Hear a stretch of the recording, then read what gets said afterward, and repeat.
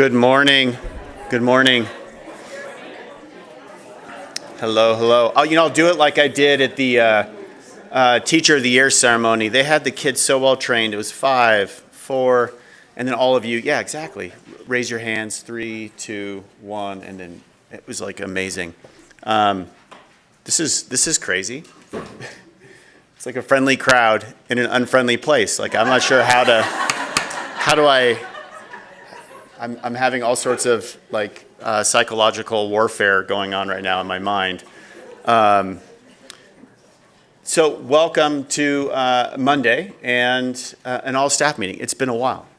And this has been on the books for a bit. Thank you for your patience as we sort of moved it forward on the calendar to make sure that more folks were here for the all-staff meeting than not.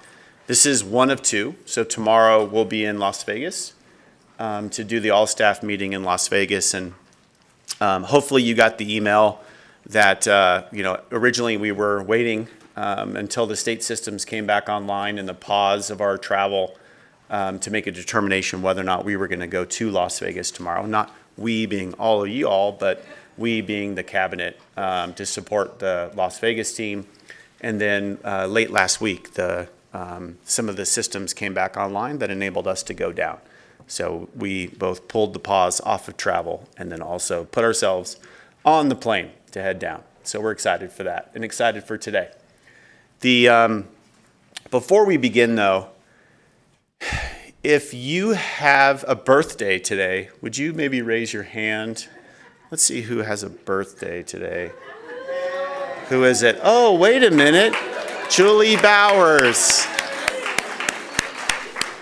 You know, what's remarkable is I remember celebrating your 39th birthday when I was here a number of years ago, and you were saying it's your 39th again today.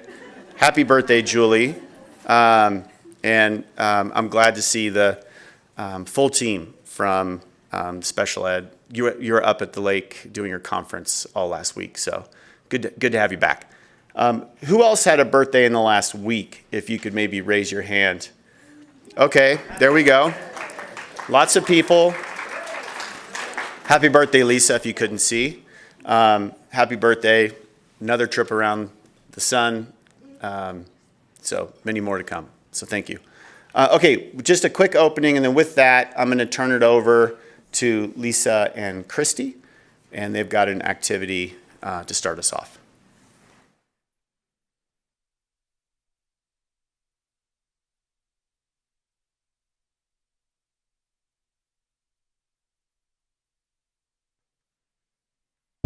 Good morning. Welcome. We're really excited to have us all in person. You all gave us a little bit of feedback and said one of the most important pieces of this meeting is you all, and to get to know each other a little bit. So we're going to open up the meeting with a chance to get to know each other. And Lisa has a little... So it wouldn't be the Department of Ed if we didn't do something that they do in school. So we're going to do a Kagan activity. So how many of you are familiar with Kagan activities? Those of you that were in classrooms, not a whole lot of people, so this is going to be so much fun. Okay, so it's an activity called Stand Up, Hand Up, Pair Up. So we really want you to find someone that you don't normally interact with during your day. You're going to stand up, put your hand up. Once you find your buddy that you haven't talked to or don't really interact with, we want you to introduce yourself, tell them what your name is, what office you work in, and tell them something about yourself that you don't normally share. Not too personal, I'm watching, not too personal, okay? And share something about yourself with that person, and then Christy and I are going to call time, and then you're going to find someone else. So we really want you to kind of get to know people within the offices that you haven't met or don't get a chance to really talk with. So are we clear? What are we doing now? We're stand up, hand up, pair up, somebody you don't know, name, office, and something you don't normally talk about at work, not too personal.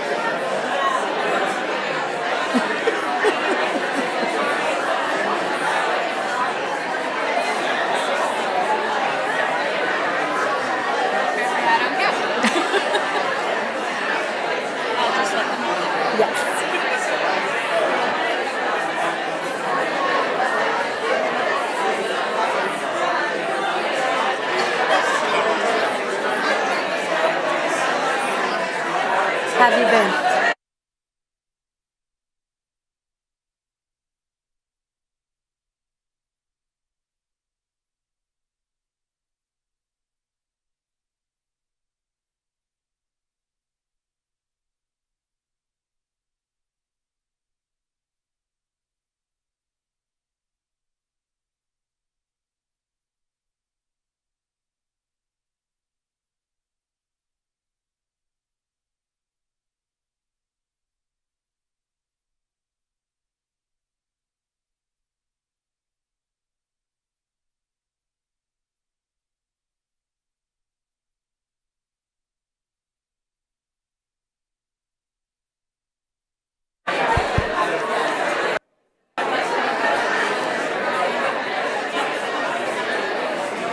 If everybody's had a chance to share, if you could find someone else to share with, that would be great. Yeah, I'm trying. Can you hear me? If you can hear my voice, clap once. If you can hear my voice, clap twice. If you can hear my voice, clap 3 times. Okay, if you can find someone else to talk to, go.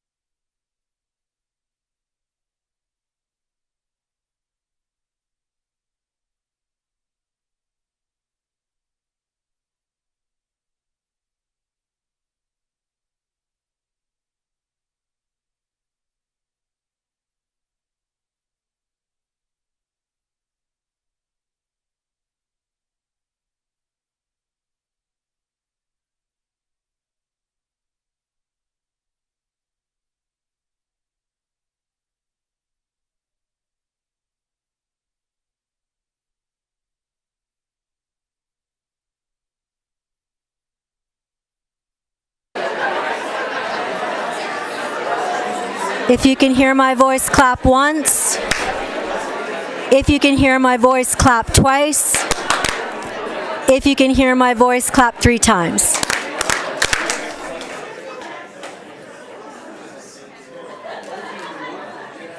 So we were noticing that those of you who are extroverts love this activity. And those of you who are introverts would rather have your fingernails removed one at a time. So I thank you all for participating and stepping out of your comfort zone if this was a little uncomfortable. If you could all take your seats.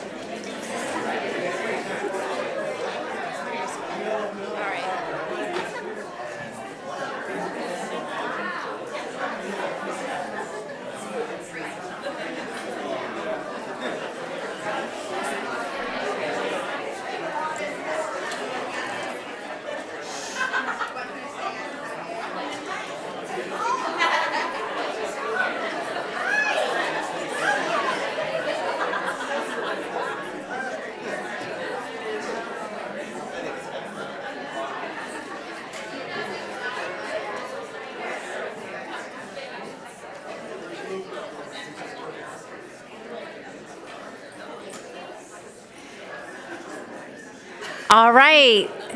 Thank you, guys. We're going to do a little extra introduction. And those of you that have worked for less than a month at the department, could you please stand?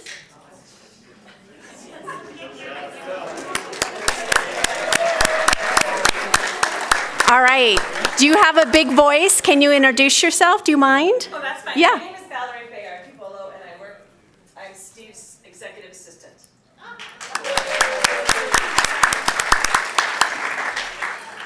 Michelle Gooch, and I just started last week in accounting assistant too. Welcome.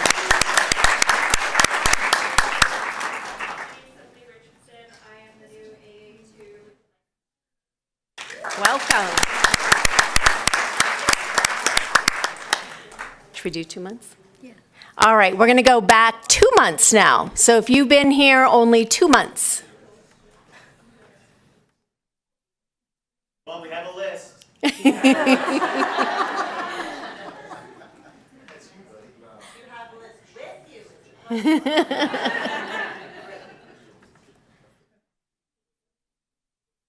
No 2-monthers, 3-month?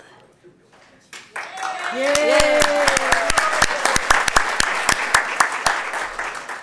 name's Rihanna Carter. I am Peter's admin assistant.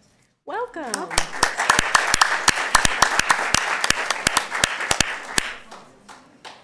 All right, any other new people?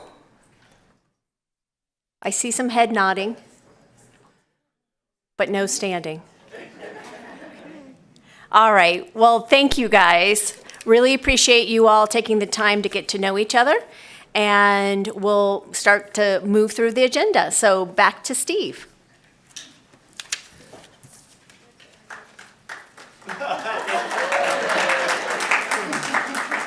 Wow. That was forced. She didn't go back far enough to April, but I'm fairly new. I started in April. Oh, the terrible video. Are you serious? If I turn this off, I really don't like seeing myself. I have a different image of what I look like than that. And when I see that guy looking back, I'm like, wait a minute. That's far too real for me. Boy, stay in radio. Don't go on TV. Steve, let me write that down. We just wanted to share a little bit, I think, from offer a perspective, and particularly in this time around the session, some of the highlights from the session, a bit of a recap. We are going to go into some detail later, so that's not what you're going to hear now. Mostly perspective, and some of the meaning that I'm sort of taking away from the session, some context that I'm taking away from the session, and how that might translate to the work that we're doing. A little later, we're going to talk about the efficiency assessment and some of the reaction or responses that we're collecting from that and that we're going to implement kind of near term related to that. These things are basically cousins of one another in terms of what I'm going to talk about now, and then how we're going to talk about making some structural changes in response to the efficiency assessment, and then how we might work together a bit differently given what we learned in the efficiency assessment and what we've learned since then in talking to you, or what I've learned since then in talking to all of you. There's, I think, a pretty significant shift in the state. And I can only say this without the luxury of the last 5.5 years. For many of you that have been through the last 5.5 years, it's kind of a blank period for me, kind of a coma period, if you will, where I don't really have a lot of the detail of the last few legislative sessions that you all worked. But before that, obviously having been around for 13 or more years across the state, I think I can kind of put together an arc or a trajectory that it feels to me like is around the education policy atmosphere, and then ultimately landing with what I would think to be the most substantive education bill in quite some time, and that's 460. And for those who have been around a while, the state of Nevada has gone through pretty significant change about, let's say, a decade ago, maybe a little more. Prior to that, we had a completely different governance model in the state in terms of how the State Board of Education was composed, what it was that they did. And if you think you have too many boards, councils, and commissions now, over a decade or more ago, we had even more. The Department of Education was, and I think these aren't my words, these are words from outside the department. It was a glorified filing cabinet. Reports would be submitted, the state would file those reports, and then the work would go. So pretty significant responsibility from the school districts. And in many ways, the school districts spent some time advocating to ensure that the State Department of Education remained sort of the centralized focus or power structure across the state, and that they were just something to contend with or to respond to. They weren't anything necessarily to drive forward the work across the state. Evidence, the boards, councils, and commissions. So disempowering the State Board of Education, standing up new boards, councils, and commissions that were separately empowered to do work on behalf of the state from the State Board of Education. So the State Board had a particular lane, a very sort of ambiguous lane. Boards, councils, and commissions had their lane, very fractured, decentralized, and really empowered the districts to do the work that they needed to do.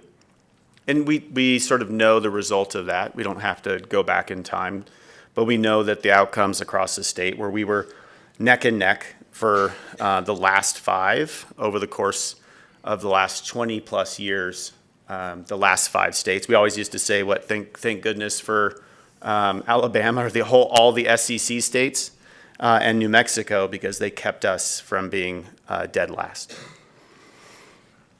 There was a shift, obviously, under Sandoval and moving forward that collapsed a lot of that decentralized effort and centralized it at the state. If you're familiar from over a decade ago, the cobweb of state leadership, that's how it was presented in this very room. Different seats, though, new seats. These are more comfortable seats. They're very nice, actually. I was surprised. But presented in this very room, proposals to get rid of the cobweb of boards, councils, and commissions and state board, the atmosphere of all of these various entities, and reconstitute the State Board of Education as it is today, and empower it with very specific responsibilities across the state. A very dramatic and difficult time period, I would say, or a challenging time period was trying to consolidate and lead the state at the state level. And during that time, many of you will remember Zoom schools, Victory schools, 21st, computers in every classroom, very, very controlled, tight categorical spending. And for those of you that aren't familiar with that term, it's basically here's a bucket of money that the legislature provides, and then here are the terms that the districts have in order to use it. Massive investment around 2015 in these categoricals, which sort of, in my view, and of course there's many different views across the state, but in my view, further centralizing the authority of the State Department of Education to lead education initiatives and improve outcomes for kids. Because at that time, when many folks started coming to the state level, realizing that they're here for a very specific purpose, and that's to improve outcomes for kids and ensure that every student had the opportunities in life that stem from a great education, and they couldn't come to work every day knowing that the system isn't aligned towards that effort. So here we are today, I think very similar reasons why we all show up to work. I know there's a very practical reason why you show up to work. What's that? Yeah, it's a very practical reason. Supporting your families, supporting your loved ones, supporting yourself. And that's important. Like, make no mistake, that's absolutely important. But what I would imagine, what gets you out of bed each morning isn't just the grind to go and earn a paycheck, but is to improve outcomes for kids. You're being signaled over here if you want to sit. Yep, you got your team. Sorry, we're all paying attention. We'll mark you down as being late. I'm just kidding. I'm just kidding. There's no tardy sheet.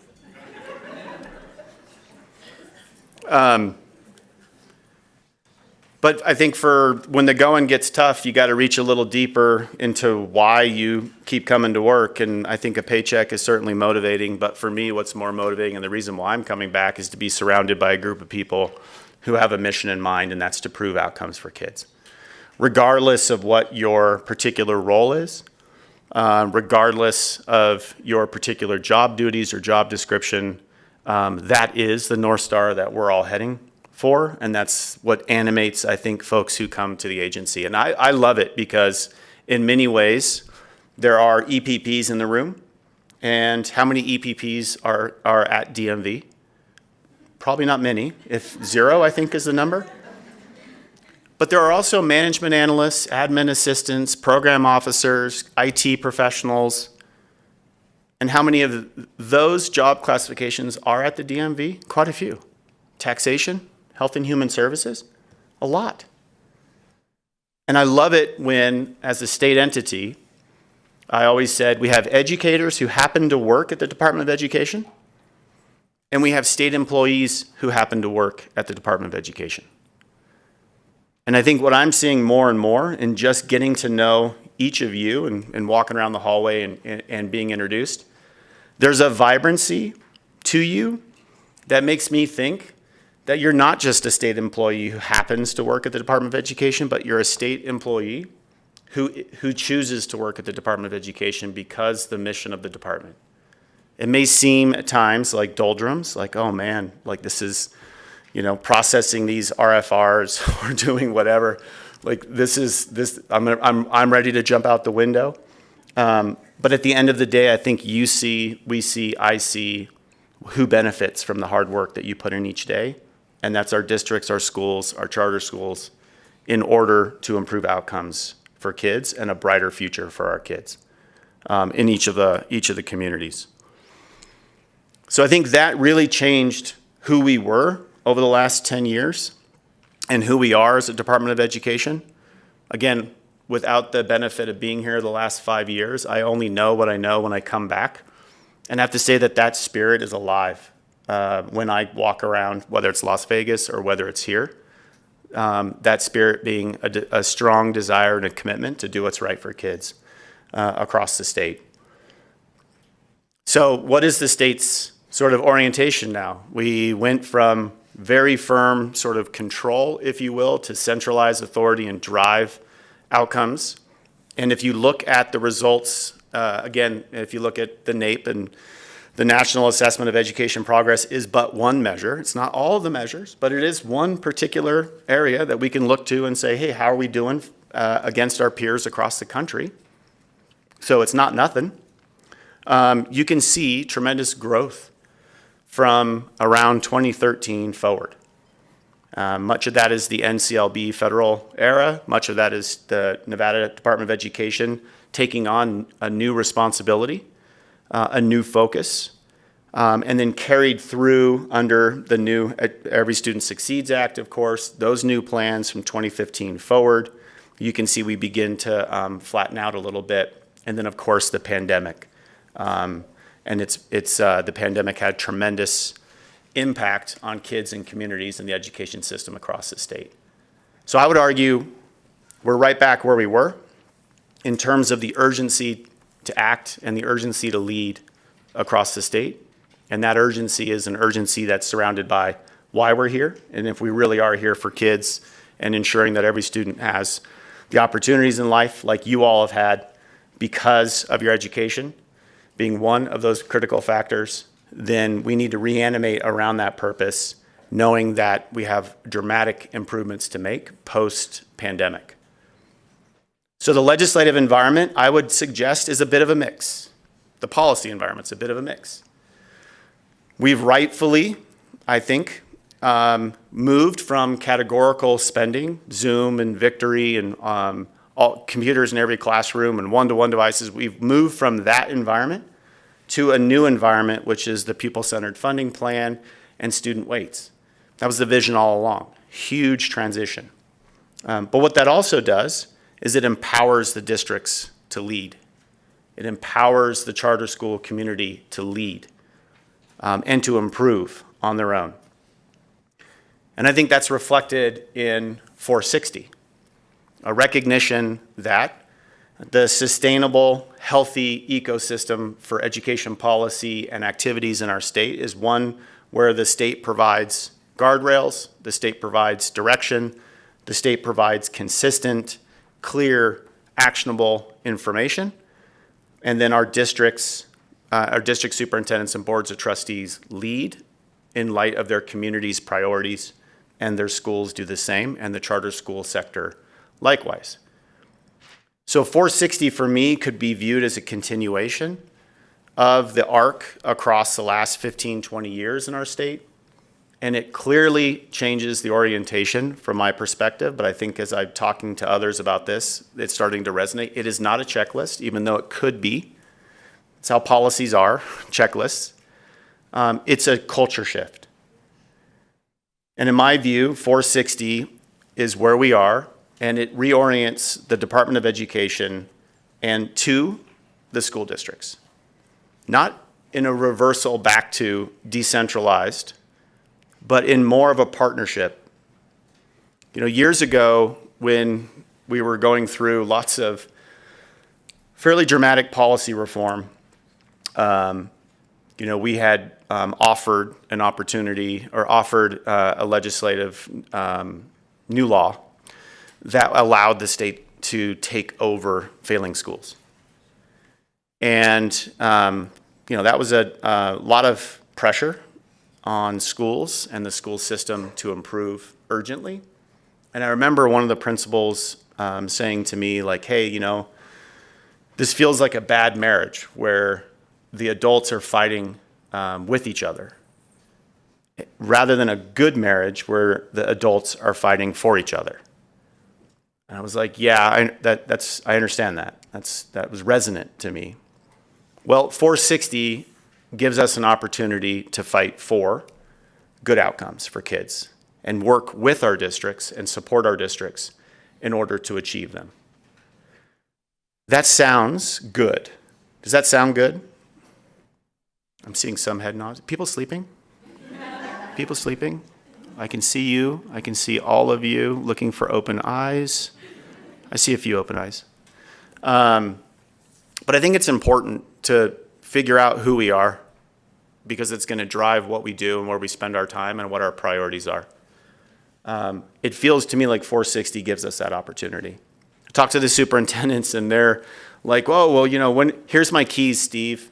Take over the district, fine. Good luck."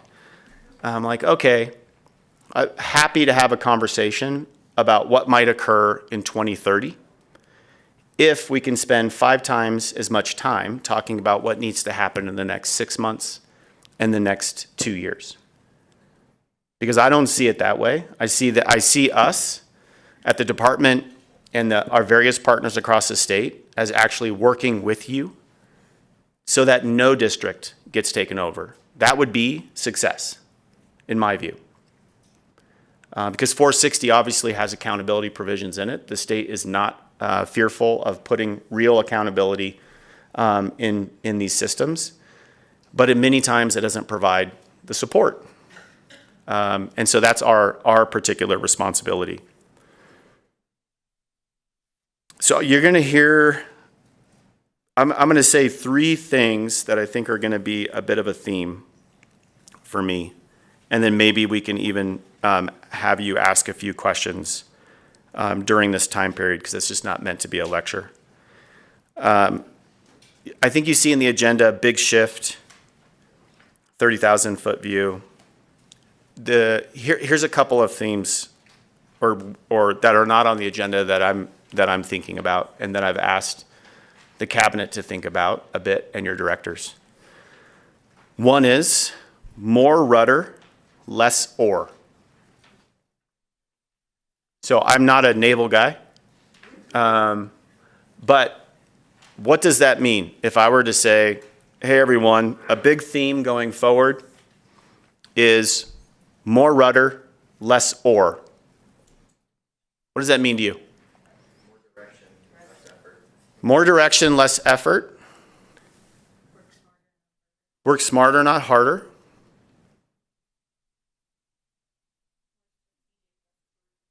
More strategic, less who? Like brute. Okay, more strategic, less brute. Oh, cool. Interesting.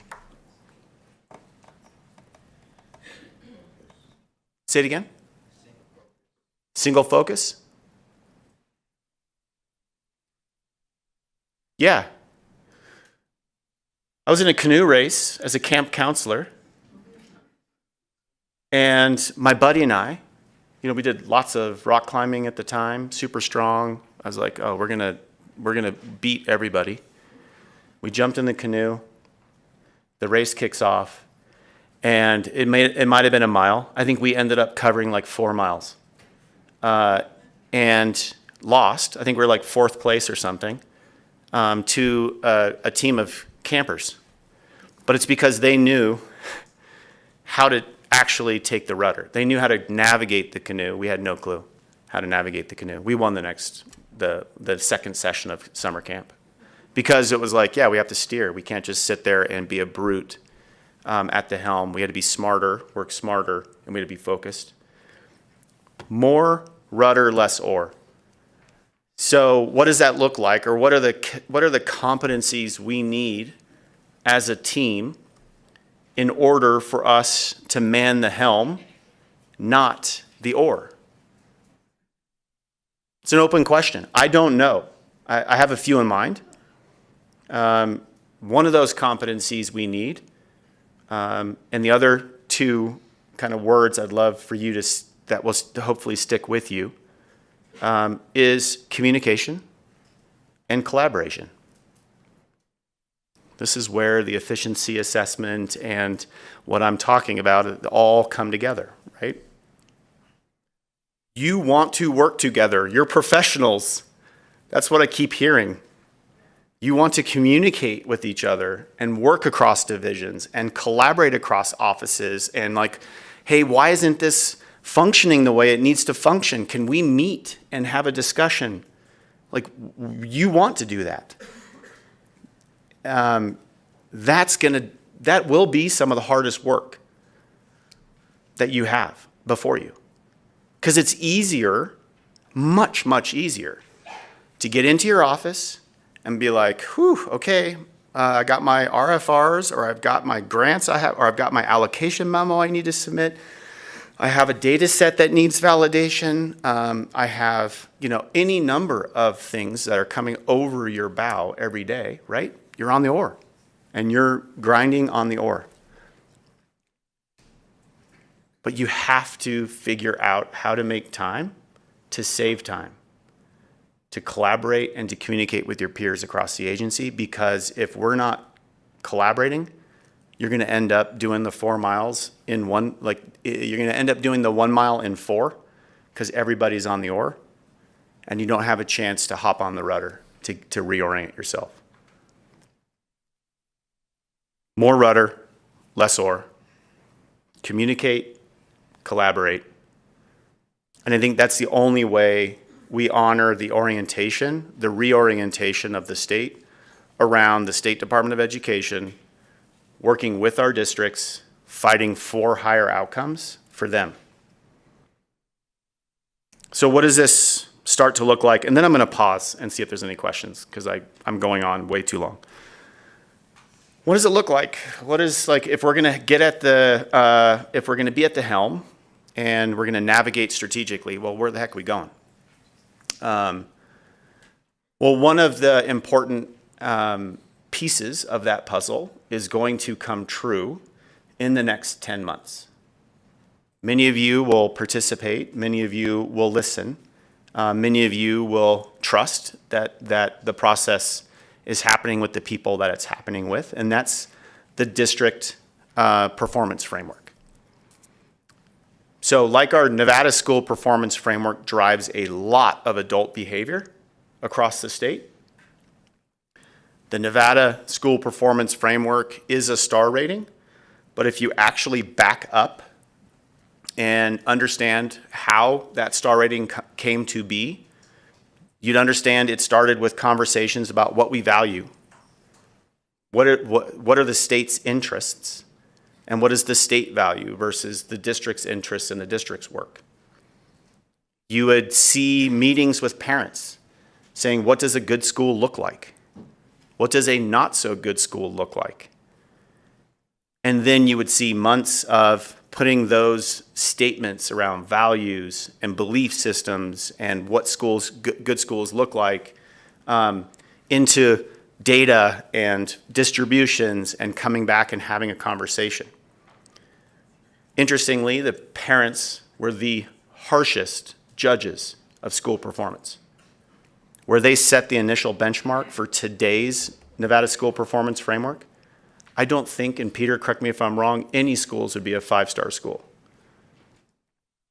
They were very, very, very rigorous. Similarly, then now, we're going to go through the same conversation with support, with stakeholders, that builds the district performance framework. And why am I focusing on that? Because what matters is where we steer. And that district performance framework will give us insight into the state's responsibility and the state's interest. Should there be district flexibility in the district's priorities? And then how we as a department can take our hands off the oar. Let's just say, and we've been having this discussion, district improvement plans. That's an or activity. But thinking about it differently, district performance framework, districts have strategic plans that are adopted by their boards of trustees. What if we actually took the helm and invited the districts with us at the helm? This is me grabbing the rudder, by the way. And instead of saying, hey, fill out this form, we say, hey, wait a minute. What if we granted you some funding so that you could revise your strategic plan in alignment with the district performance framework? That's rudder activity, not or activity. What if we can give you, and I think the pilot that we're doing for the STEM literacy, rather than tell you what the pilot shall be, why don't we actually give you some criteria about what a great pilot might look like and how a great pilot might be measured? And then you all offer up your good ideas against that sort of rubric, and then we could launch a pilot with you. That's rudder, not or, right? Or would be, here's your pilot. Here it is. This is what you shall do. But what does that require? It requires us to move from a conversation that's internal to a collaboration that's external, including RPDPs, including what is to come, the Education Service Center, including others, district staff, district teams. Everybody come to the table, good ideas, any idea, and then we move forward. Okay, so let me pause there before, and I want to make sure if there's any questions about anything I discussed relative to just sort of where we are, the context in which we find ourselves, this time and place, and moving forward as an agency.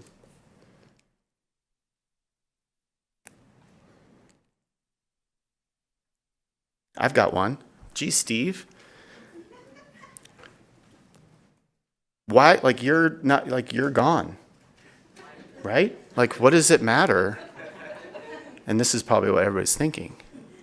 Like you're out of here, dude. Like we're gonna have another sucker who's gonna come up here in the next staff meeting and say a bunch of stuff to us like you're saying right now. Big deal. That's pretty important, right? Pretty important question. I'd have it if I were you. So yeah, I mean, this is likely my last opportunity to be here for a staff meeting with you all. I'm honored that I have that opportunity. But this isn't coming from Steve. I'm offering like when I say like, hey, this is my perspective, I'm just sharing with you a perspective that I see. Having been here for a little bit, it resonates with lots of folks sometimes. Others are like, I'm not really sure about this. Can you give me more information? I don't know. I see it the same way. Okay, maybe we see things a little bit differently. Maybe I see things now your way because that was a good explanation. This isn't just coming though from me. This is coming from you all. In conversations I've had with you, it's coming from the superintendents. In conversations I have with the superintendents, it's coming from the Commission on Innovation and Excellence in Education. In the meeting I attended last week, in the review of their materials, it's coming from your cabinet. It's coming from your directors. I mean, so it's not just, I'm offering more rudder, less or,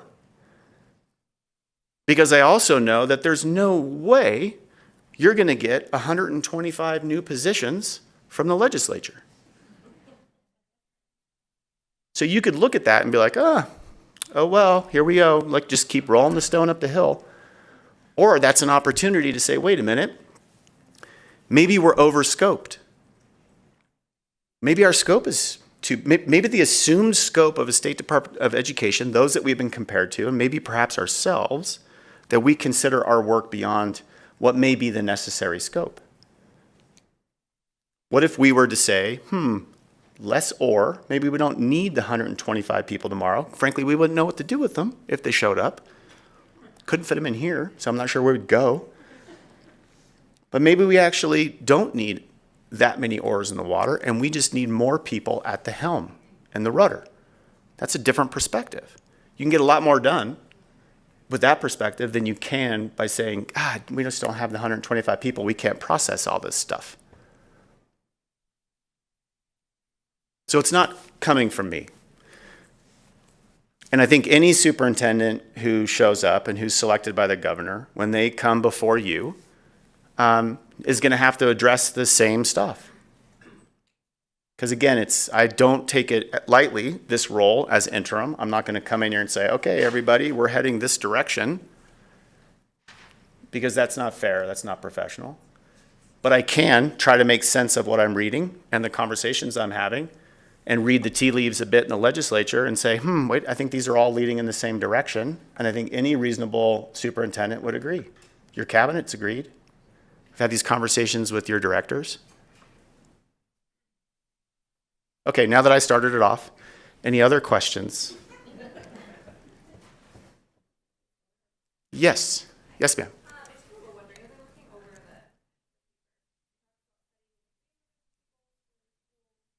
We don't need those benchmarks.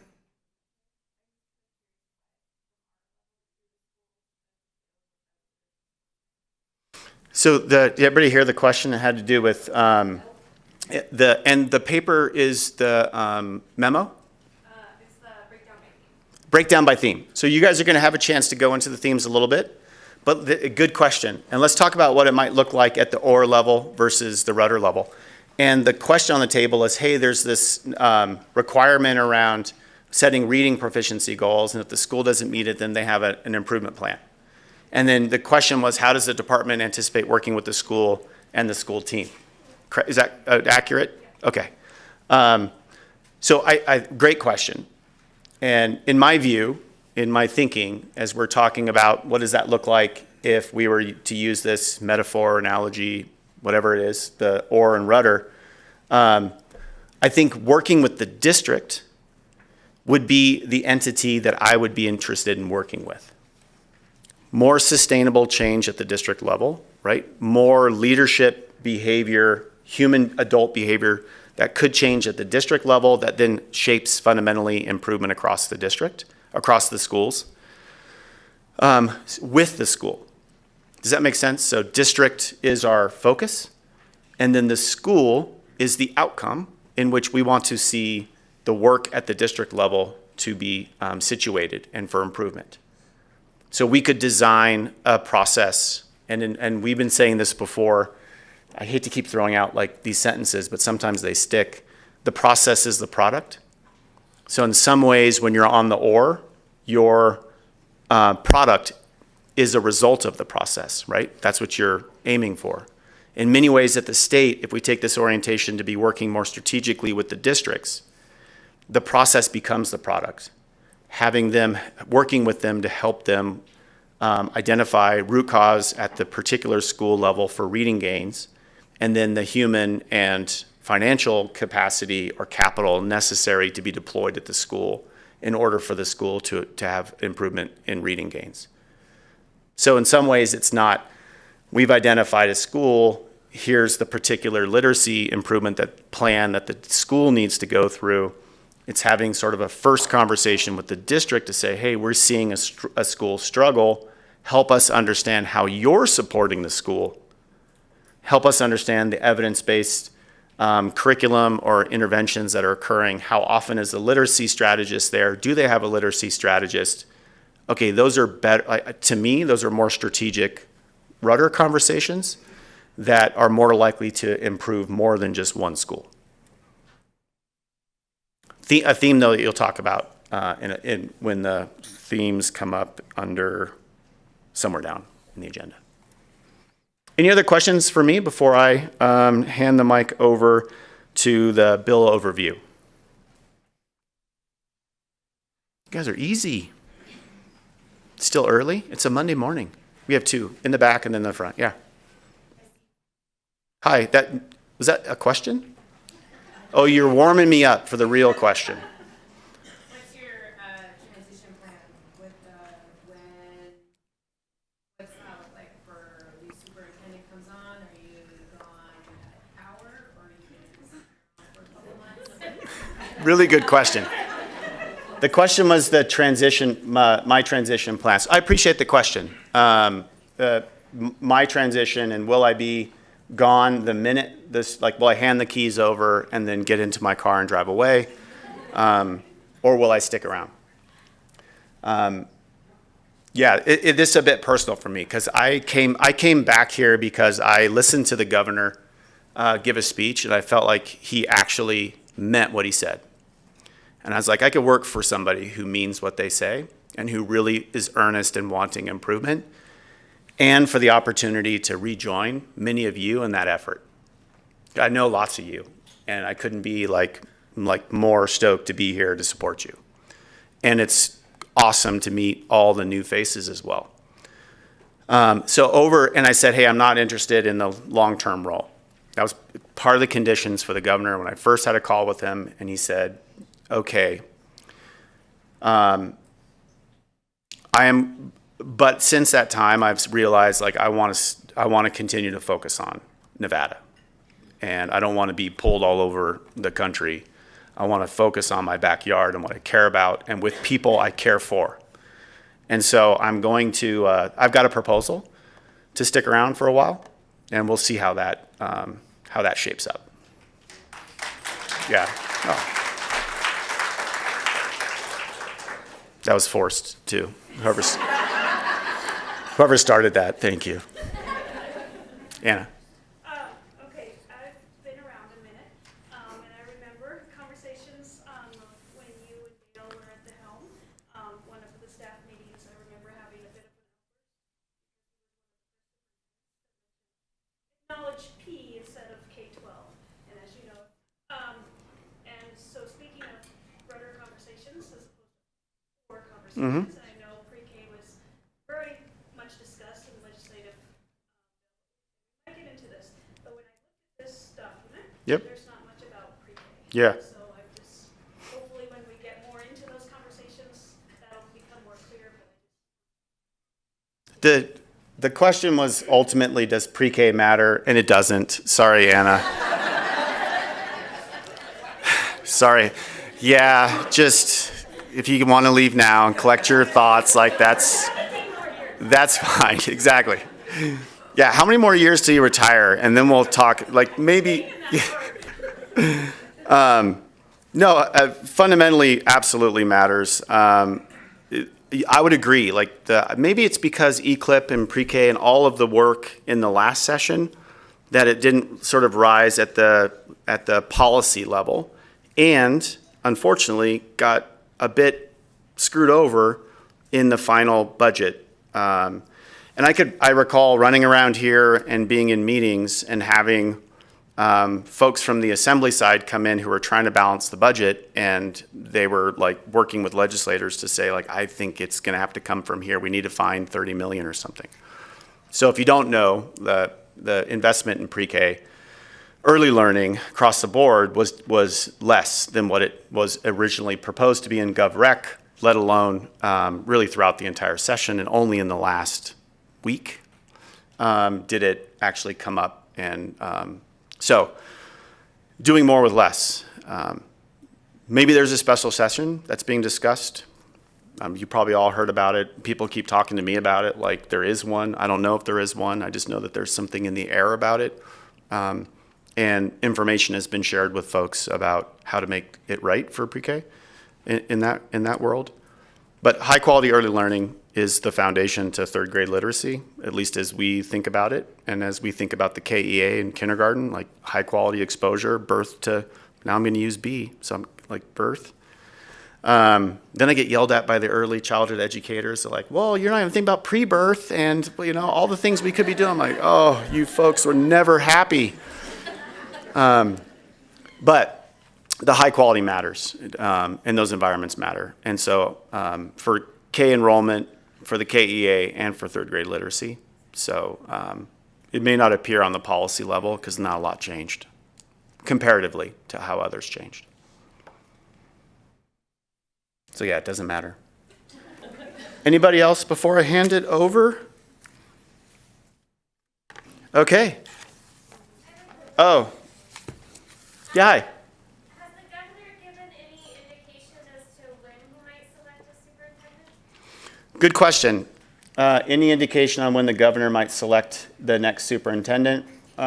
Lisa, will you correct me if I'm wrong? Did we transfer everything yesterday? Sunday, Saturday? Sunday. Yesterday, President Dockweiler sent all of the information over to the governor for his consideration. So all of, and huge kudos to Lisa and the entire, Angie and everybody behind the scenes who made that work. They packaged everything up for each of the 3 finalists, and then put it together and then transmitted it to the, as she said, Katie, the President Dockweiler transmitted it to the governor's office, and they confirmed receipt. So his timeline, I don't know.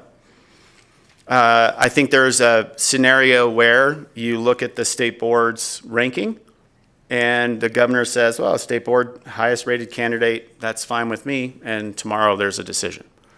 There's also a scenario where he's like, maybe I want to have a conversation with each of the 3. That was my experience in the past. And having a conversation with each of the 3 and then making a decision based upon that. So the long answer to I don't know. Yeah. How does this work fold in? Yeah. Is this the plan or? Great question. So the legislature made a shift in the state improvement plan. So if you haven't gotten into, is it 460? I think it was in 460. Everything seems to be in 460. The Department of Education, you all are responsible for the state improvement plan. And so it's really a department-led. Now, obviously, doing that in exclusion to or otherwise from the state board doesn't make sense. It does make a lot of sense to do it in partnership with the state board. But I think importantly, something like the STIP, when it comes to fruition, and I know it's going to go under the knife, and kind of rightfully so, and reoriented the STIP, it needs to come with detailed plans. And by detailed, I mean like 4 to 6 pages, not 300 pages, in terms of how we're going to organize ourselves around key priorities and what does success look like for those key priorities, right? What does it look like at the helm, not the or. And I think it needs to also come with, well, here's what the department's going to do, a logic model. Here's what the state board needs to do. Here's what our districts need to do. Here's what our charter community needs to do, et cetera, so that we know and we're clear about what collaboration looks like, but then where are the boundaries of authority within it. So a policy partner in the state board, you all developing the guardrails, developing the processes, developing the lists, and then the districts with our support executing for the benefit of kids in charters. So it's yours now. Okay, awesome. All right, don't worry, I'll be back up later. And now I'll turn it over to a full team around the bills.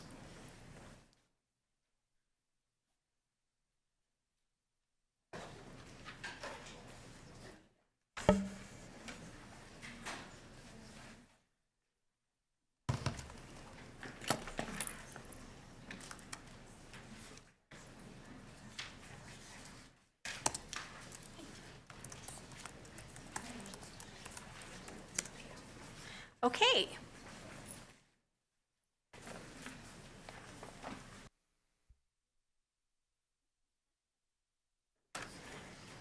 All right. Oh, that's really loud. Okay. So we're going to just do a few highlights of a few bills coming out of the legislative session. Of course. Before we start, can I have the IT team stand up, please?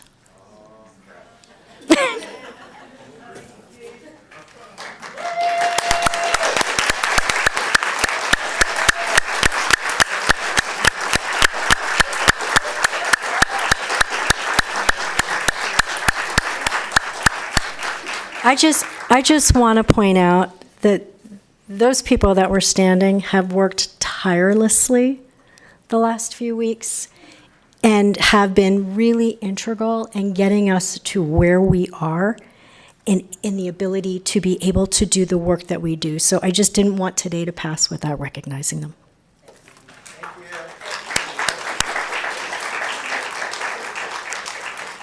Yeah, and I think to piggyback off that, Cameron, do you want to introduce your team really quickly? Because everyone should know your team. Which part? There's 2 teams. It's okay. The people that stood up. Okay. Well, so Go ahead and stand back up, IT team. we have David Montino.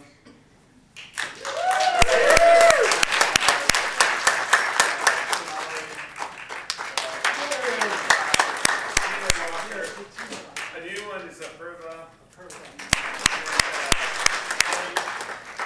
David O'Connor.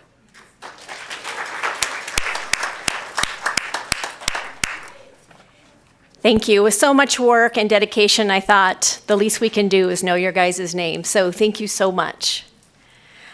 All right. So heading out to a few key pieces of legislation that really touches all of our teams.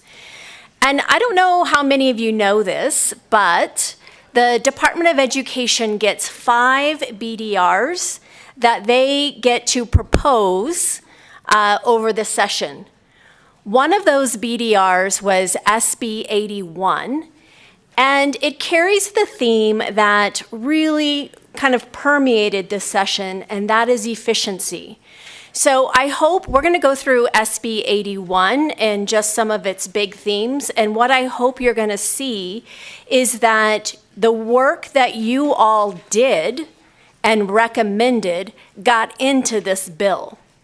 So the other role that NDE has, of course, is looking at making sure that we implement NRS and NAC.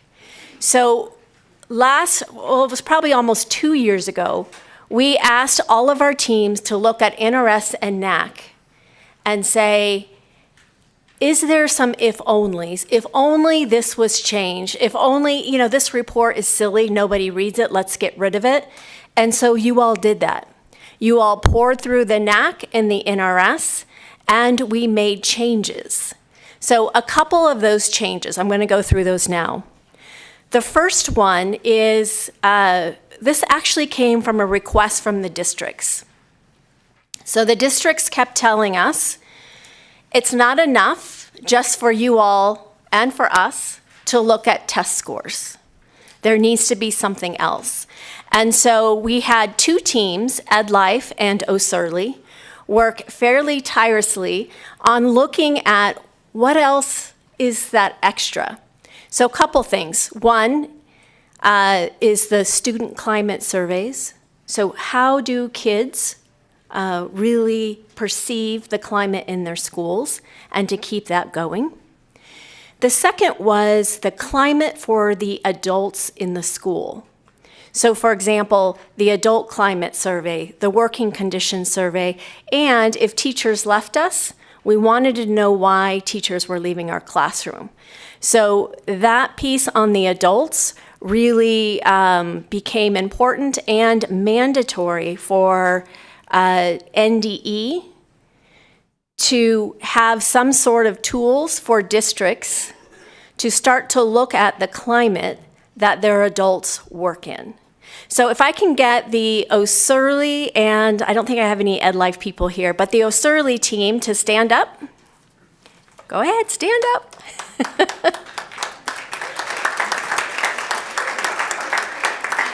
So these are the people that will be working alongside of EdLife to really make sure that assessment isn't the only thing that we are looking at.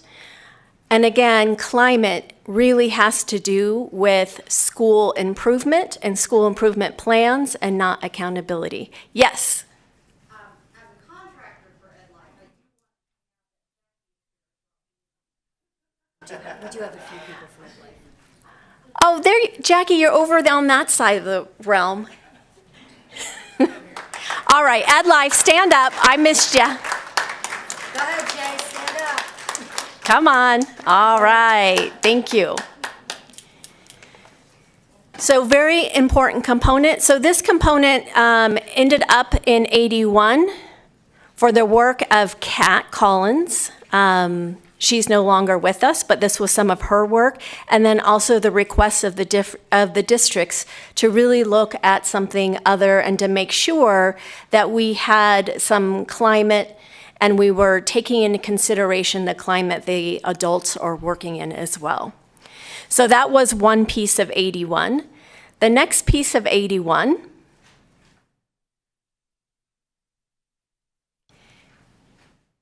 really deals with our pathway programs. And so if you guys don't know, one of the best kept secrets of NDE is our licensure department. And they have been working tirelessly not only to make sure that teachers get their license and everyone is safe, but that there's also multiple pathways to becoming a teacher. I don't know if you guys know this, but in the last 2 years, EdLife and the teacher licensing program has working really hard to create new pathways into the profession. And so, for example, you can have an apprenticeship, you can start working right away and then get the units necessary. Really, all different kinds of ways to become a teacher and to really take away the barrier of working for half a year or a full year student teaching without getting paid. And so these people have done that. So teacher licensure staff, if you can stand up real quick. There we go. Good job, you guys. And then the other piece of 81, and again, this came from a lot of work from all of you, really looked at reporting. So we were able to take out numerous reports. This all came from you all doing the work, going through. And then also the district saying, oh my goodness, do you remember how many reports we have, Lisa? 4 pages worth of reports, single-spaced. Four pages of report, single space, almost a report a day that the districts could do. I think we said it best. Really, I don't know how many people were reading these reports. And so many of those reports got crossed out, and that was because of the work you all did. I want to pause on that piece because this is a continual process, and it's actually in our NAC process and policies that we start looking at things at least every 10 years, and then the DAG recommends almost 2 years to really look at our NAC and NRS to make sure that we don't have old flabby stuff that is contributing to inefficiencies. So as you are doing your work, and you come across old NAC or things or reports or things you wish, like if only that wasn't there, please start writing them down on your wish list. And that's what this next piece came from. We had several cleanup and tightening of our fiscal department that really allowed for some tightening up and some streamlining for our fiscal department. Do you want to say anything more about that, Melissa? Or There's a few reports that we can add detailed if you want to jump in. do you want I to? can wait until after you're done. Okay. So that was the third piece. The last piece that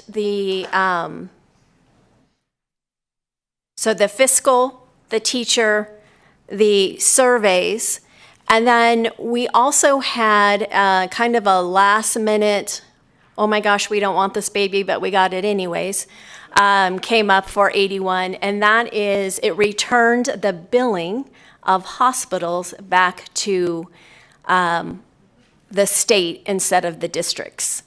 And for those of you that don't know, is that when a child is hospitalized for whatever reason for a long term, that hospital, if it is a eligible private school, can bill for educational services. This is really important, and I don't think I understood the importance of it until I started talking with the hospitals themselves. The key piece of this is that there aren't enough long-term hospitals here in Nevada, and that's one of it. And the main reason why is the reimbursement, because only Medicaid, and Medicaid in Nevada is not as much as some of the other states, that they had no educational reimbursement. So this allowed this billing of educational services, we hope strengthens the ability for hospitals to be here in Nevada so we can stop sending people out of state. So to give us a little bit more detail on that billing and then also some of those fiscal changes, I want to introduce to you our, well, she's not a new director anymore, but she's been here almost a year. So Melissa.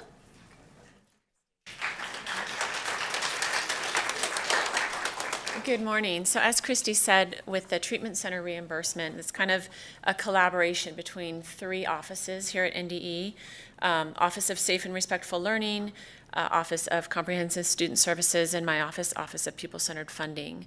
And so the reimbursements, we've had them here at the department before, but now they're back with us. I know that when I started hearing about this, there was lots of moans and groans. We hope to streamline the process and make it easier for everyone, including ourselves, as we move to implement this. But how it will be set up and how it will work is that the Office of Safe and Respectful Learning will kind of take the lead for that upfront process, receiving the request for reimbursement and processing that through a encrypted smart sheet application, and then that will be internally validated within their office and also the Office of Comprehensive Student Services. So we'll check calendars, we'll verify that education services are in fact being provided, and then also work with the districts to validate the student ADE information. And then once that's been approved, on a quarterly basis, they'll submit it to my office and we'll work with the districts through the People-Centered Funding Plan to get those treatment centers reimbursed. So again, we'll be receiving these claims throughout the year. That'll be an ongoing process, but payments will only be made quarterly. So there's been some communication with that. Look for more coming up in the near months as we move to implement that. We have been working with it, but like I said, more will come when we move to implement that and turn it live for treatment centers to start receiving those claims here at NDE. Just to touch base on a little bit more of the reporting pieces that Christy had mentioned, one of the reports that is no longer, or at least eliminated, is the minimum expenditure reports. This was the requirement by each district or LEA to meet a minimum expenditure per pupil for textbooks. Thank you. And now with the movement for online materials, that's kind of outdated, and nobody was really referring to it. So that has been eliminated, which is one of those great things that we can do to help streamline that process. The other one that touches many of you, you guys use some of that report information, is the 3D7, 3D8 report. And what we've done with that report and what SB 81 did is move the final date for that report to February 15th. This will help the LEAs and the districts in that they will be able to finish their financial audits first and then finalize that information into our 387 report, hopefully streamlining the process for the districts, but also helping us get better information and accuracy in that report and through our own validation processes. So just two things I wanted to add to that comment. Thank you. Yeah. Which office will be responsible for the center list? That, I might have to call a friend, but my understanding is that isn't going to change. That is still something that's been in place, that's validated each year, that treatment centers can apply to be an approved treatments facility. Who will update and keep the list current? Who updates and keeps that list current now? I thought it was O'Surley, but I don't want Yes. to speak for them. Okay. Do you want to jump in there? Yeah. Great. So DHHS, Department of Health and Human Services, has current hospitalization, so that's their role. Although we keep that, what we have to do is we have to crosswalk the current hospitals with those that have a current private school. So that is OSSS. Where's OSSS? There they are. That's team over there. So this piece gets a lot of questions from people. So what we're going to do is O'Surley Candace Borderland. She is in Las Vegas. She is just like the shepherd. She's not the expert, but so Julie's team is involved in this conversation. So if she gets questions and it's for Julie's team, she's going to forward the question to Julie's team. Or if it is about a pupil-centered funding question, she'll do it. But try to, if you guys get questions about the hospitalization billing, if you can forward that to Candace Borderland, she's going to be the keeper of that and help try to make this a little bit smoother of a process. If you can think about 3 bureaucracies and 1 child, you can imagine the complexity of some of the regulations around this. So, in trying to make it easier for these poor families that some of them are going through some of the toughest times of their life, we're going to have one person trying to negotiate all the questions and concerns. Does that answer the question? Okay, so around the billing, again, we probably have 4 different offices involved. And it's going to be a real test of our alignment and collaborations. We also have Medicaid that has to be aligned as well. So it's going to be tricky, but I know that we can do it. Any other? I have 2 more things around 81 that I forgot about, and I don't know how I could forget about this, but the other piece that 81 does is that it simplifies the scholarships of teachers. So those of you that have worked on the teacher scholarships in any way, shape, or form, please raise your hands. Raise them nice and tall. You got it. Yep, GMU, fiscal. It has EdLife. It has not been an easy process for several reasons. 1, there's multiple scholarships. 2, the policy and laws around the scholarships keep changing. And then 3, it makes us track by student level. These are things that we don't really do here at NDE, is tracking levels of expenditure by students. So, again, really looking and listening to you all and those people that had the work, we did make changes to try to simplify the scholarship program. So thank you so much, GMU. Thank you, Fiscal. Thank you, EdLife, for really weathering probably 4 years of complicated work. And hopefully we can start to streamline that. We're going to really need you all to progress monitor the new process and let us know if this is the way to go. So excited about that piece as well. Okay, go ahead. We're gonna double team. Okay. And move on.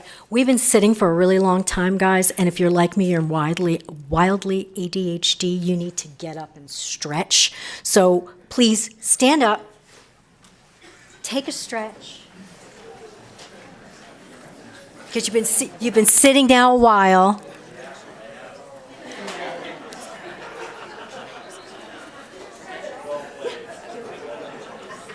Okay. And while we're talking, if you have questions, raise your hand and make sure your question get answered at the time. Because again, if you're like me, that you think of the question, you have to wait, and then it goes out of your head. I'm a blurter from way back.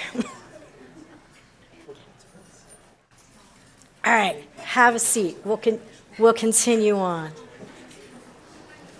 What have we got left to cover, girl? We've got 335 and Okay. 52. So 52 was ours, 335 5 also is- worked with English learners. Go ahead. You want to do? I can do that one, Okay. sure. All right.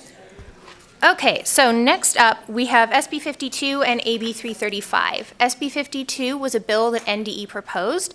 It redefined the term for, I think, a long-term English learner. AB 335 was also a significant piece of legislation that went through amending a couple of pieces around English learners. So it got rid of what was previously known as the AB 219 corrective action plans. It required some additional reporting through our accountability team in terms of how we define or disaggregate certain English learner students. It added a couple of new pieces as well. Change the SPPs. Oh, it did. It changed the SPP process in terms of what you need to do. That is not the only bill that changed the SPP process, just spoiler. But it really kind of tried to reorient around what we're doing for English learners, what schools are required to do for English learners, and how we are defining and identifying and tracking our English learners. I can do AB 494 real quick. Go ahead. Okay. So AB 494 looks a little weird. This is one, we had several bills pop up that were very concerned with the idea of what happens if under the current administration and concerns with the dismantling of US Ed, right? What happens with the ESEA, with IDEA, right? With all of those big federal guidelines that we currently base the majority of our work off of, and that are often very focused on the equity and wellness of our students. So we had a couple pieces of legislation come in, and we wrangled with them significantly. What we ended up coming to the middle on for AB 494 is, in the event that something, let's say IDEA, and it's not tied to funding, right? But if the IDEA, if some significant part of IDEA that currently provides certain services to students were to be repealed, whether in federal law or in federal regulation, then NDE would need to basically develop a report to say, here is what maybe of IDEA we could let go, here's what about IDEA we need to keep, and here's what resources we need to be able to do that. And then the legislature would take a look at that and say, okay, great, like let's make sure that we get these things on the books to go into NRS during our next session. NDE is empowered to do emergency regulations in order to put those things back into place until we can get it through session. And in general, right, now we say if funding happened to also disappear with that, the legislature is required to try to look at their funding and prioritize funding those programs, right? So initially it was just, if it's done, it goes directly into NRS, and then we have to make up the money somehow. So we kind of worked around what the process for such a thing would be, knowing that it would take time and resources, significant resources. I will say, I had the pleasure of being the person to put the highest fiscal note of the legislative session on a bill when they said, well, what happens if we get rid of the ESEA and IDEA and Title IV and Title IX, FERPA and HIPAA, which is what AB 494 covers, right? And thankfully we got to, for some reason they wanted NDE to tell us how to redo HIPAA, and we were like, please no.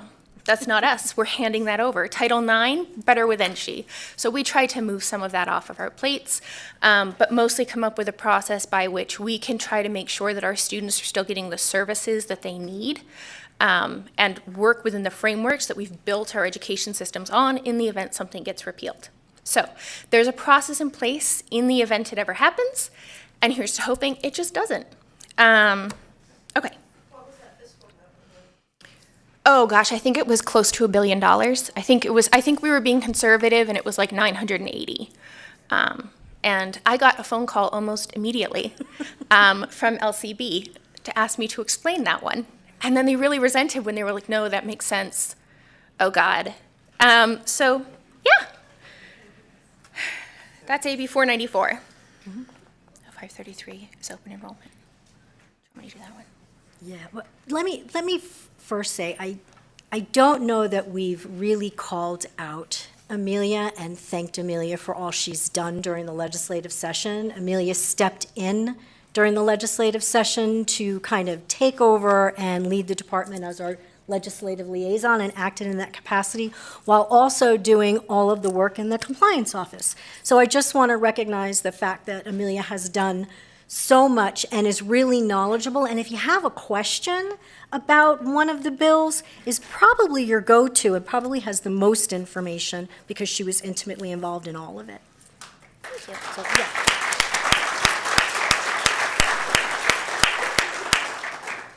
Okay, I'm going to run through AB 533 really quickly, and then maybe you can do AB 462 and SB 45. Sorry to hog the mic. No, go ahead. You can do them all. So AB 533 is our kind of landmark open enrollment bill.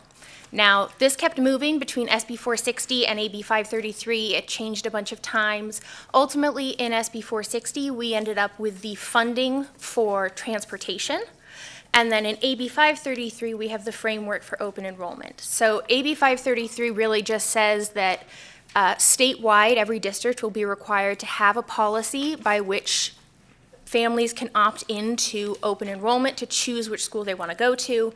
It kind of details that NDE will approve the policies and procedures. It goes into some tricky pieces around how we define vacancy or capacity, right, within a school. Because what the plan is for a district to look at their schools and say, great, we have about this capacity. That's going to be a complicated thing to define. So we know we have these many vacancies, which means that in high school A, we can take 30 students, and in elementary school B, we can take 2 students, but in elementary school C, we might be able to take 100, right? So parents will now, ideally, be able to go through an application process. We're trying to stand all of this up right now in regulation and policy this year because it goes into effect next year. For families to be able to say, I want my kid to go to a different school. We also tried to work in a prioritization, so that way students who are currently in 1 or 2-star schools that want to move to a different school do have priority. Exactly how that's going to look will, of course, also be a little tricky as we work to develop it over the next couple of months with districts. The main piece, right, the primary equity piece here, though, was the transportation, right? We identified $7 million for families to say, I want my kid to go to this other school. I don't have time or capacity to drive them. The district doesn't necessarily have a school bus that can do that. Is there a way that we can still make sure that my kid can be transported back and forth to this other school safely, right? Because that tends to be one of the first barriers. You could have interested parents who want to move a child and then are stuck with like logistics that really make it hard for them to enact that change. So the transportation piece tied with the prioritization and then us trying to norm a set of practices across the state, especially so that if families are moving not just within a district, but from district to district, they see some similarities in terms of where they can choose their students to attend. Just the next one? Absolutely. Okay. So then we have SB 45 and AB 462. So SB 45 was another one of NDE's bills. This changed the term, I believe, for how we define an advanced CTE course, I want to say. Cralio, correct me if I have that term wrong.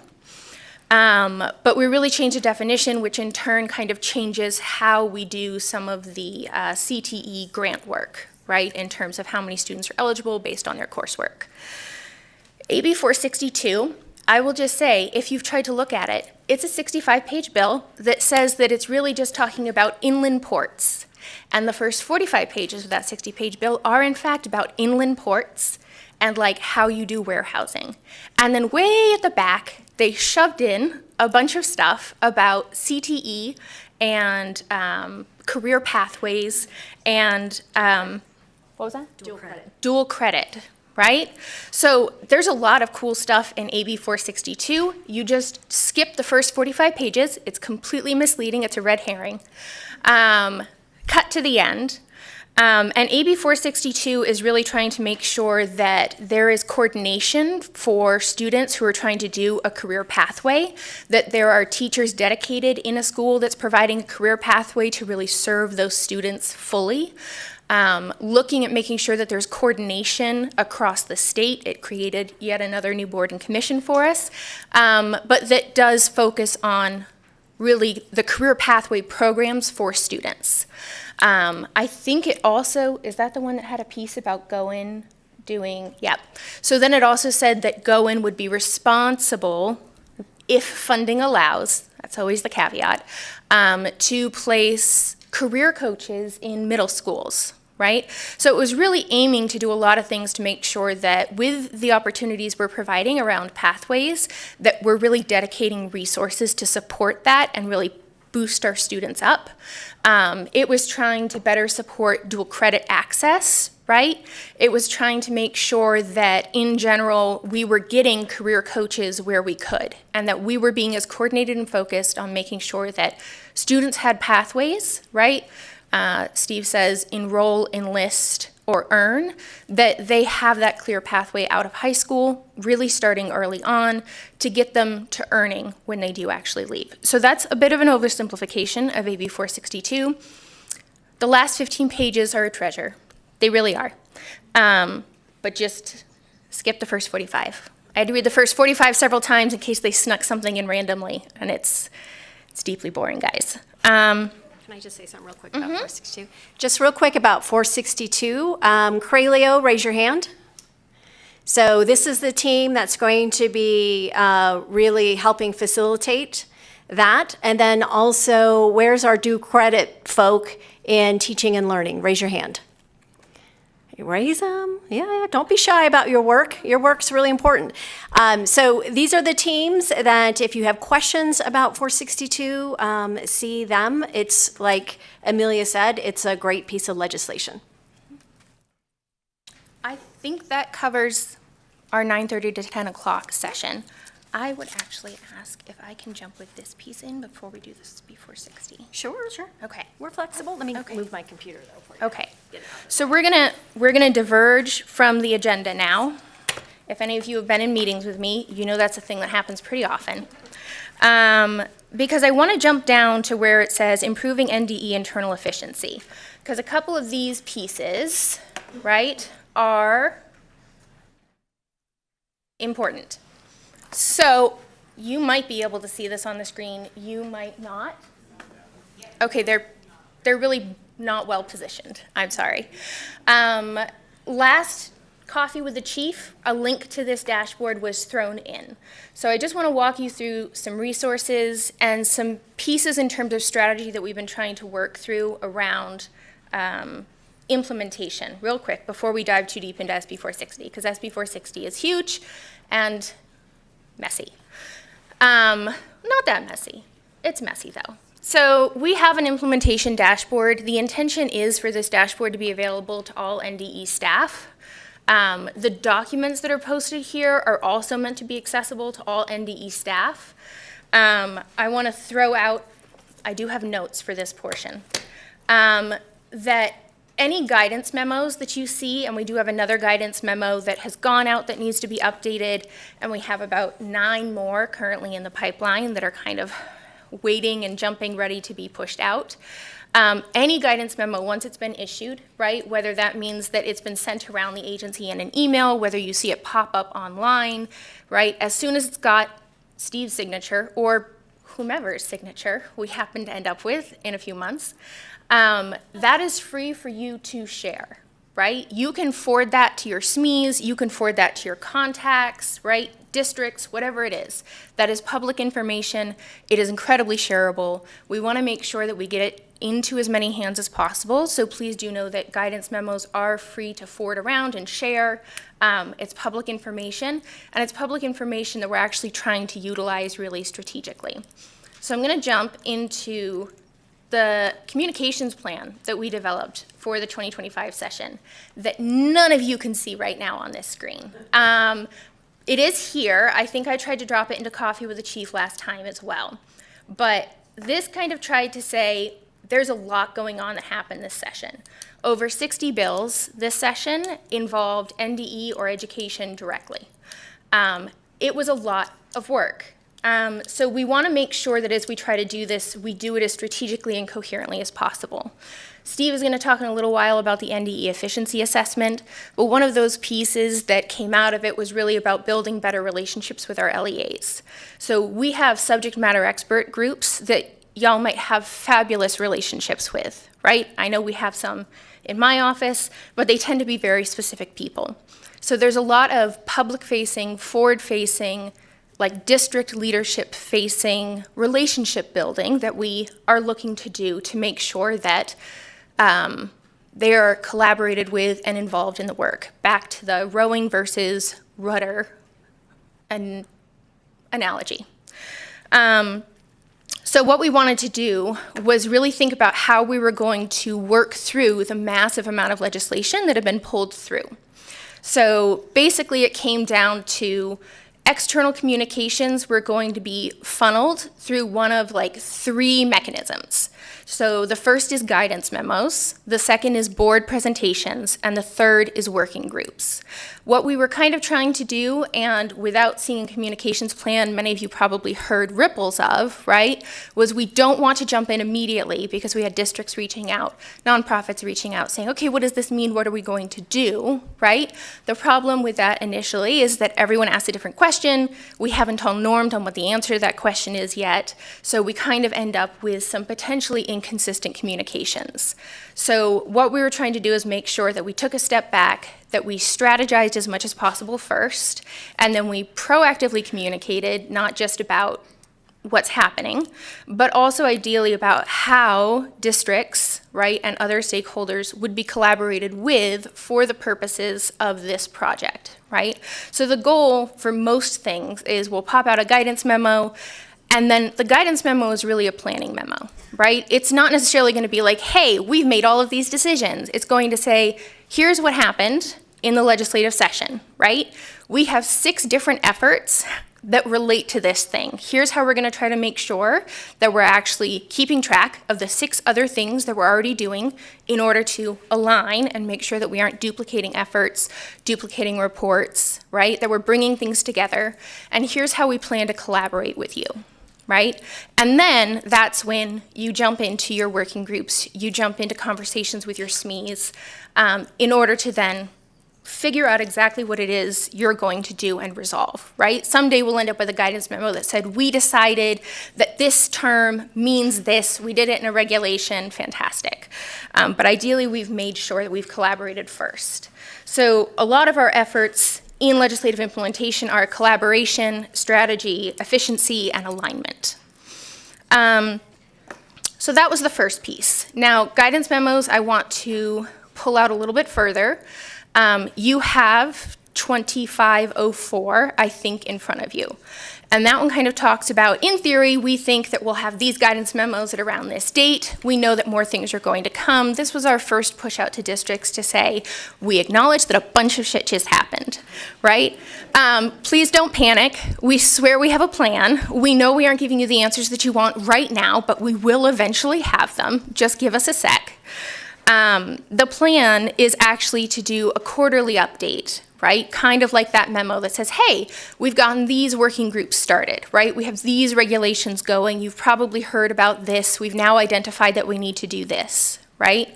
So one of the mechanisms of the guidance memo, aside from these early memos that are really about talking about what has happened and how we plan to approach it, but also kind of providing those quarterly updates to the public, right? In theory, to legislators, to school families, to school communities, as well as our districts, that says, here's where we are in terms of what we said we were going to do. Here's what we've identified the next 3 months are going to hold. Here's how much of the last 3 months we said we were going to do we managed, right? Because always there might be things that go much easier than we expect, and others that are much harder than they really need to be.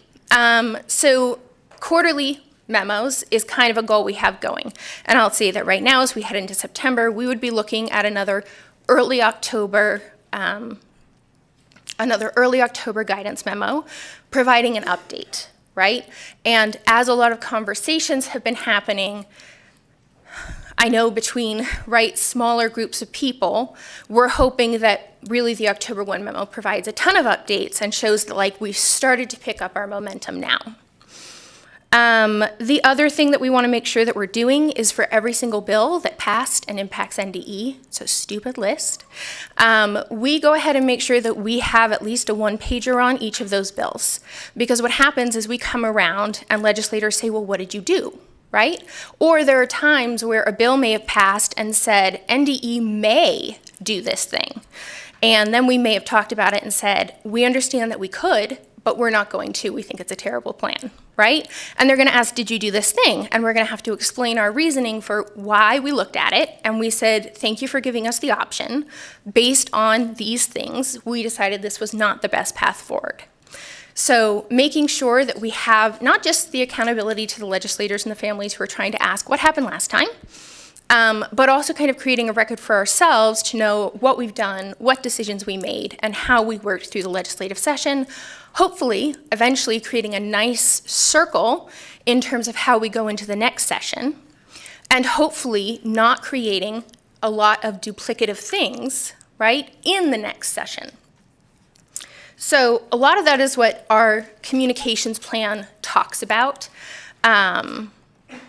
Yeah, and then when it says internal communications, we've got our implementation smart sheet. So that's back here. I want to point you to a few things. In all likelihood, the task board, right? That's one thing. This should be linkable for anyone. You shouldn't have to sign into Smartsheet, right? The link I'll share with you is the public link, so you should be able to just click into it. Most of the documents that are posted on there are similarly in OneDrive. If you have a DOE.nv.gov piece, it should be set to be available for you to open those documents and look at them. When you go to the implementation task board, that's going to be one thing that does have to be shared with you. Right now, we're trying to make sure that we're sharing it with the folks who are currently tagged in a given task. So as I provide you this resource and you potentially go, this isn't bold, let's click on that, and then immediately you have no access, I just want to say everything else you should have access to. That's really just one piece that potentially you might not.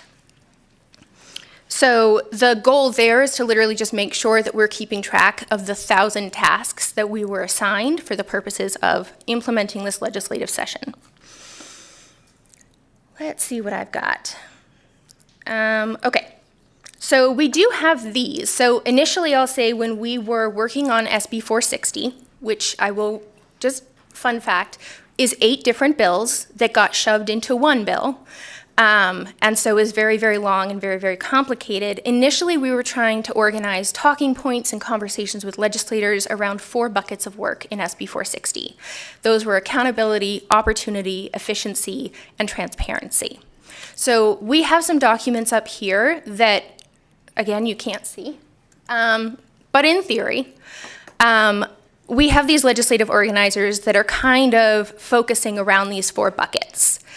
This includes all of our bills that passed and impact us and give us something that we have to do, right? These organizers are specific to tasks NDE has to do. There are a lot of bills that pass that impact education that we need to be aware of, but don't always give us a task or authority to really interact. So these initially work around those 4 buckets. As you'll see during the SB 460 kind of task and the highlight of themes, we're now reworking those buckets into accountability, which in this case involves both our like school performance, district performance accountability, as well as things like the educator performance framework and those revisions, as well as, in this case, the massive changes to private school accountability that have been popped in. The other major bucket that we're now moving to is early learning, which I will definitely let Christy speak to, but it's another way to, yes, exactly. But it is a way to interact, right, and say the focus really is on early literacy, it's on early learning, and that works across multiple bands, right? So that is Ed Life, right, looking at licensure and working with our PDP and making sure that there's professional development, right? It also has to do with some fun pilot programs that we'll see how those go, right? It involves funding buckets that we received in order to try to progress early learning. So we're trying to organize as much as possible, and that's taking a few iterations to really figure out how we can most efficiently and with the greatest amount of alignment possible implement this enormous stack of work.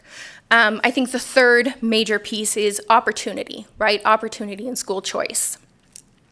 So these currently, as they're there, as some of you have the links to from that Coffee and the Chief, as I will share around again shortly, it does cover the bills and basically what it is that we need to do. So there's that. There are a couple other resources here. There's a timeline, just trying to map out when things start clicking into place for different things, because we really do have legislation that passed that gives us like a 10-year roadmap in terms of things clicking into place at different times. And so part of what we've been trying to do is make sure that we really focus on the things that we need to do this year and that we need to focus on going into effect next year or being developed next year, and kind of saying, look, if it's 5 years away, that's the lowest thing on the totem pole, right? Just because there's so much. Let me check my notes, and then I swear I will try to wrap up. Yes. Hang on. Oh, one thing I do want to make sure that we're emphasizing, right? I've been filling in for the legislative liaison position. I've been involved in some of the legislative work. We've been kind of pulling on the reins a little bit with those guidance memos and trying to make sure that we're strategizing first. I don't want the strategizing piece that we're going through right now to undermine or limit your belief in the fact that you are ultimately all the SMEs in this room, right? And so we can say, hey, in general, we know that these two things are going to go together, and this is maybe the timeline, and there's going to be a working group, right? That's kind of like a really high level, this is how we're maybe going to organize and talk about the work. By the time you get into that working group, though, all of the spotlight, right, is on you as SMEs, right? Subject matter experts. I realize I'm using an acronym without explaining it. So the nitty-gritty details of those bills, right, we provide overview and summaries, mostly so that you can be like, that has nothing to do with me, I don't have to read it, and be like, oh, I wasn't expecting that in the back of AB 462, right? So that in case you missed things, it draws your attention to them, and also, given the amount of legislation that passed, you can kind of direct your attention to the ones that are most applicable to you. But those nitty-gritty details in those bills, right, the difference of a single word in terms of what they actually mean or the work that we might need to do is really on you guys in the room, right? And similarly, leading those work groups and collaborating with our LEAs, making sure that we get someplace that we all want to be, right, is ultimately something on your shoulders. So I know we're going through this and we've been trying to like strategize and kind of hold the gates a little bit, but that is not any effort, right, to understate how much of this really rests on your shoulders specifically. Okay, 4 buckets. Organizing, hang on. Oh, okay, last piece, NRS and NAC and regulations. So, one thing, we recently did a regulations review, right? Which was literally, what regulations have we passed? Because if you go on to NAC online, right, the Nevada Administrative Code, and you go KK NAC 385. NAC 385 hasn't been updated since 2020. If you look at the top left corner of the NAC, it will tell you the last date that it was updated. And the majority of education NAC was last updated in August of 2020. When we did our review, we have close to 80 regulations that NDE has passed that are not currently reflected in the online NAC. We're trying to get to LCB with this and kind of be like, hey guys, it's really starting to work against us. Because right now, as we're going into this period of time where we're gonna have to make a ton of regulations updates, we are literally looking at NAC that's 5 years old and may have already changed 3 times. Which is in fact a reality, right? So I want to make sure that as we talk about that, we make note that the NAC online is not always the most up to date, and we're trying to make sure that we provide information that says, okay, cool, here are the 15 regulations that we passed that are amending 391 or 387, right? Because then we have to review all of those pieces to make sure that when we do say we want to rewrite a piece of NAC, we are rewriting the piece that is currently in effect and not the piece that was in effect 5 years ago, because then what we're doing is correcting the same mistake 3 times. Right? So that is an overwhelming piece. It is not the most helpful to the efficiency or simplification of our work, but pulling that out. Same with NRS. So I'm sure many of you have noticed, we had a lot of bills go through, and we had a lot of bills that treaded around the same territory, right? So we had 3 bills that got rid of the MUR requirement, right? The minimum expenditure report. 3 different bills abolished that one, which it's great to see us all align on something. We have 3 different bills that passed that amended what class size reduction reporting looks like. I am thrilled, but quite literally, they contradict each other. So now we're writing emails to LCB being like, okay, so in theory, if this is the map of the bills that passed that are amending it, here's what we think that should look like at the end, right guys? Kind of trying to wish fulfill that way. But what it means is the amount of changes and legislation that passed on top of the number of pieces that were amending the same piece of legislation, potentially in contradicting ways, means that the actual updates to NRS on the website, right, and it was a fun fact, many of you might already know, but everything that passes in a bill is the Nevada statutes. NRS is the Nevada revised statutes, which is when LCB has gone through and said, that conflicts and we're gonna go with this, right? Or we were given permission in SB 460 to just change a bunch of the language, right? We're gonna go for, I think, instead of underperforming and low performing, we're going with like focus and something else. And it happened so late in session that there's just a section at the end of SB 460 that said, we trust LCB to understand the intent that we're going to change the names of this stuff. And that's what we managed to do, right? So the actual NRS is going to look a little bit different from what some of our bills look like, but it may be at least a year, up to a year, before we actually see that come up online, right? So when we're speaking with people, we always want to reference the bill and the year the bill was passed, and then also the theoretical NRS that it amends, which is a lot, I know. So as we go through that, I do want to bring up the regulations dashboard, which you can't see, but again, should be open to everybody. We really broke the process down into 6 main steps. That is planning, right? Which is where you identify that there's a piece of NAC that you either need to create or you want to amend, right? And I will say this is where ideas for next session's bills, ideas for what goes into regulation, right, really rests on SMEs, because you're the ones who are going to go, I know that that NAC has an intent, but we really need to fix that one word, right? Because it is exactly as nitpicky as that needs to be an and, not an or vice versa, right? So those super detailed pieces, whether we're trying to do a cleanup, whether we're amending, whether we're trying to align with all of the new requirements that passed, whether we're inventing something fresh, all of that really kind of lies with SMEs. So essentially, you'll go through the planning phase, you'll submit one form, just one form, for the regulations. And then at that time, once you're ready, you'll say, great, we're good to go to workshop. We'll work on developing the workshop documents for you. Fantastic. Now we're going to finalize the drafting of our language. I will say that a change from some of our practices over the last few years is that when we go to workshop, we want to make sure that we have, if not the language, right, like a bullet pointed kind of summary of what our intent with the regulation is.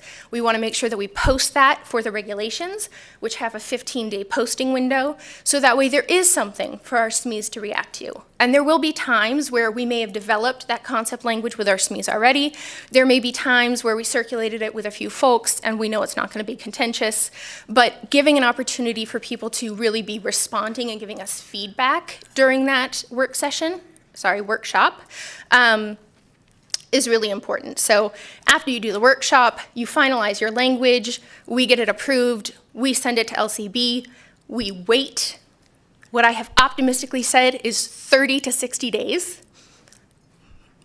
We'll see where it goes this year. It definitely changes year to year, for LCB to give that back. And then, of course, we have to review it again, make sure it's what we wanted, possibly go back and forth many more times, which brings it to the hearing, when we're ready to basically say, fantastic, let's actually try to get this approved. Hearings have a 30-day posting window, right? So I'm going to jump us down to a timeline that you cannot see in just a moment, that really shows you how far back we have to start putting in these regulations in order to have any of them approved by the start of next school year. Yep, sorry. I know. Wrap it up. So there's a dashboard. We go to a hearing, we finalize the documentation, we send it to the Legislative Commission in order for them to approve it. And then importantly, because this happened to us recently, then it has to go to the Secretary of State who stamps it. And then technically we can say, this is in law, fantastic. Maybe we'll post it to our website and add it to the long ass list of things that are not currently updated in NAC. And then we'll just politely poke at LCB and be like, wouldn't it be amazing though, if this was all up to date? So that's the process. We have a few resources that we're working on this dashboard. Again, it's meant to be open. There are a few edits that we'll be making in the next few days, but it is a resource for you. Working it through Smartsheet, we're going to have some dynamic views that are kind of going to allow you to update as we go along and not submit 12 forms as we go through the process. And then this timeline that you can't see really shows that, like, the first time we really want to have a batch of things submitted to us to bring to workshop is September 15th. And then again, right, October 24th, and then November 10th. And I will see that the 9/15, right, if we really think about how long it takes, we have, oh my goodness, let me see if I can get this thing to swirl the other direction. I can't. But the point is, submitting things by 9/15 of this point means it likely won't be approved by the Legislative Commission until May. So we have a very long period of time, which admittedly, a little bit depends on how long it takes LCB to get language back from us, right? That shrinks if it only takes them 2 weeks. If it takes them 90 days, we're in a different situation.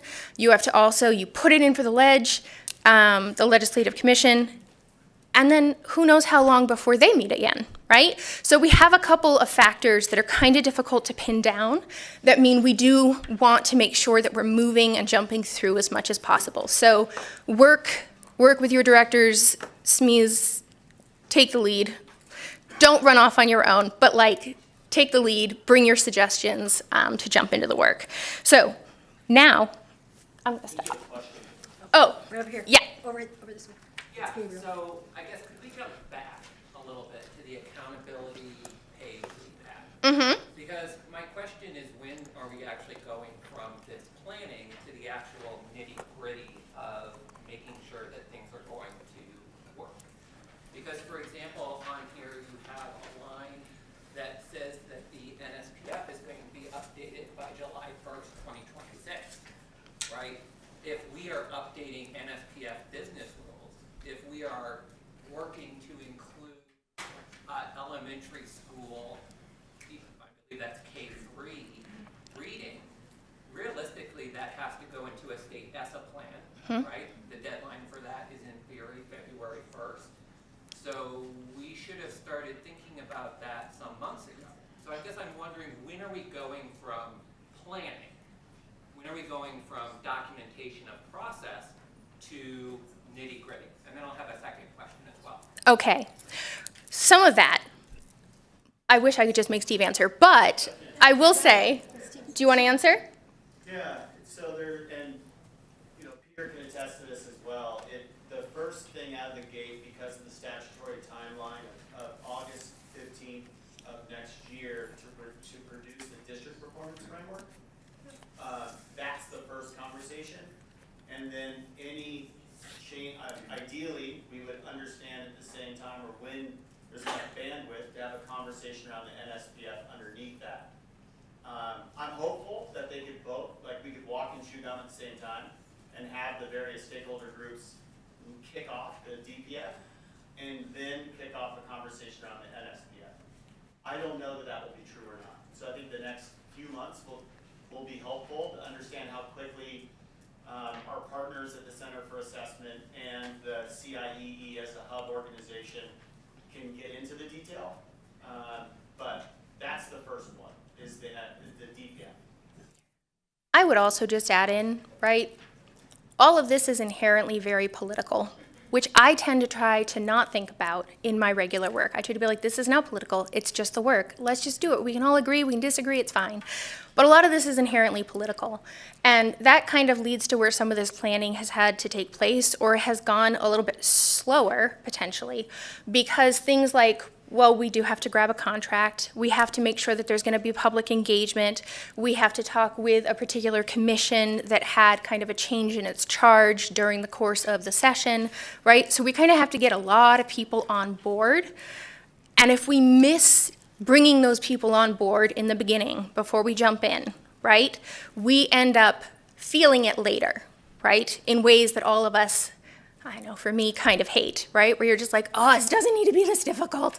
But it is. So there's been some onboarding in that way that I know, I would say, or I would assume, irritates many of us, right? Because we'd rather just get the work done, serve kids, do what we need to do, end of story. But there are always politics overhead, right? And making sure that people are becoming norms and on board, especially with our vision and our plan, and allowing us to implement with the greatest fidelity that we can, and that we don't end up with someone kind of digging their heels in and saying, absolutely not, I'm going to make this as hard as possible for you, right? Because that does happen. Second question? Thank you for the work. Hopefully you're getting paid for both. No, but maybe someday. Thank you. And on to you. Okay, fantastic. The wrong thing. So that's okay. Yeah. So, thank you, Amelia. She has done a tremendous amount of work this session in trying to keep us organized and on task. So we're going to take a quick 10-minute break so that you can get up, stretch, talk to your friends. Please be back here by 10:45, and we'll continue on. Okay. Yeah.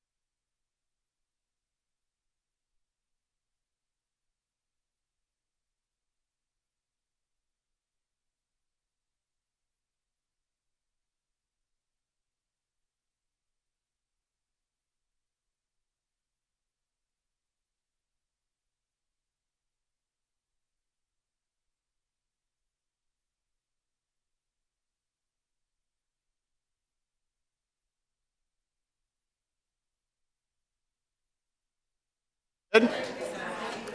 All right, yes, we're doing good. Ferdina's dancing, this is what I'm talking about. This is a much better image of the guy up there from further away. If there's, please keep him far. Just a moment of personal privilege. I know that there's plenty of folks that could be acknowledged, period. And we're actually going to have some acknowledgments at the end here. All of you showing up, kicking butt and taking names. But within the superintendent's office, one individual has been kind of double dipping, triple dipping for a while here, not in pay. I'm not sure who asked that question, but in duties we got this thing again, this guy again. Such a terrible decision. Zoom out, whoever's controlling that, or put up Brad Pitt or something. Thank you. Man.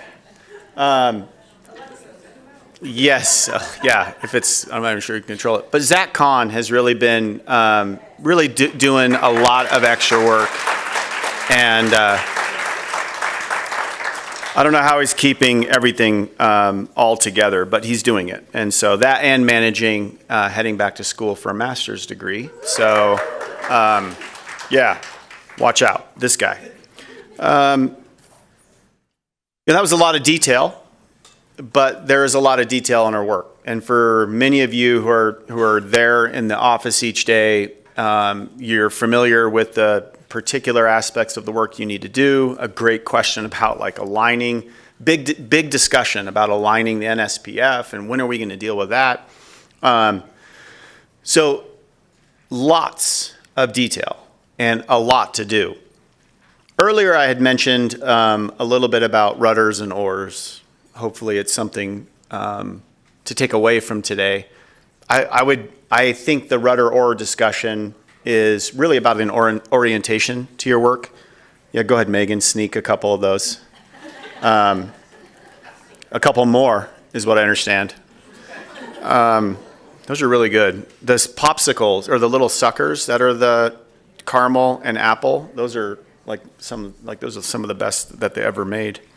But a lot of detail, and I think if the rudder and the oar give you kind of a way of thinking about is this an oar or is this really ready for a rudder? There's plenty of oar work, don't get me wrong.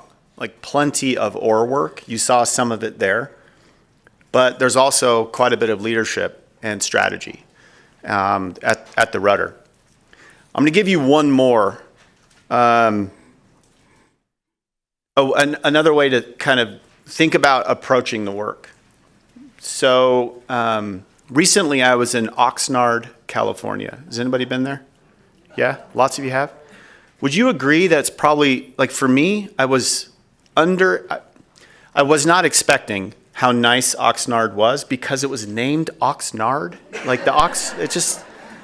I was like, I'm going to Oxnard for a meeting? Why would I want to do that? And then I arrived, and it's just a beautiful area in California. But I was there, and it was at a Council of Chief State School Officers. It's where the heads of the education kind of convene through our association. And we had a speaker. She's a famous poker player, Annie Duke. Have you? Many of you heard of Annie Duke. Annie Duke's what's that? Vegas knows Annie. Yep. But a famous poker player, but really that just is sort of one expression, I think, of her unique talent. And she's incredibly talented. I think her academic training is around strategy and decision making. And she kind of offered up what I thought to be something that really stuck with me, and I introduced it to I think EPM and the cabinet.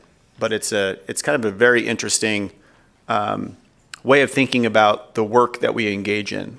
And if rudders and oars gives you sort of a high level orientation, this maybe gives you a bit of an orientation, or at least something to think about as you engage in the detail, the actual work.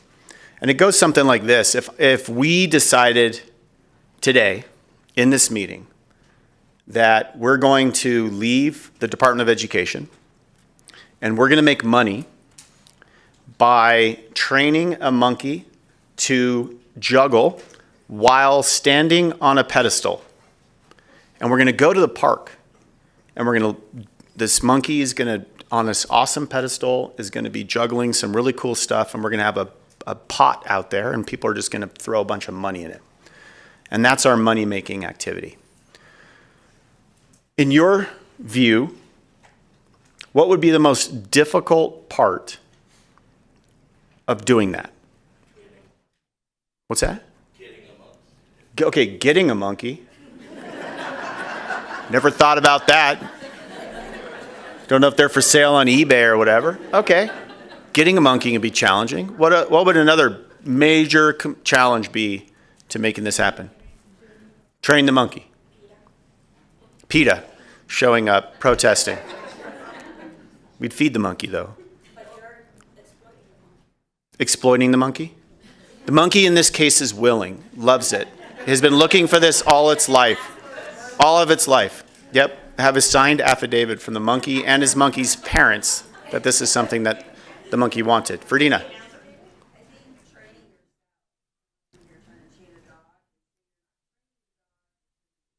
Training yourself, okay, to make sure that you can train the monkey. All right.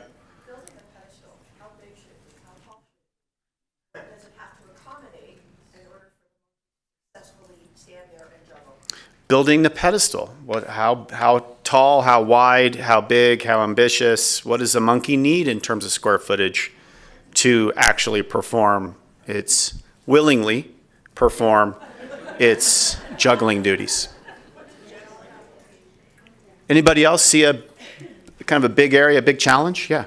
Having the resources to have the time to train the monkey and get the monkey up to that point. However, if you leave your job, do you have the resources necessary? Okay, resources, because we left our job. We all quit the NDE. So we're like, man, this is urgent. We better make this happen. Communicating with the monkey? Communicating with the monkey. Okay.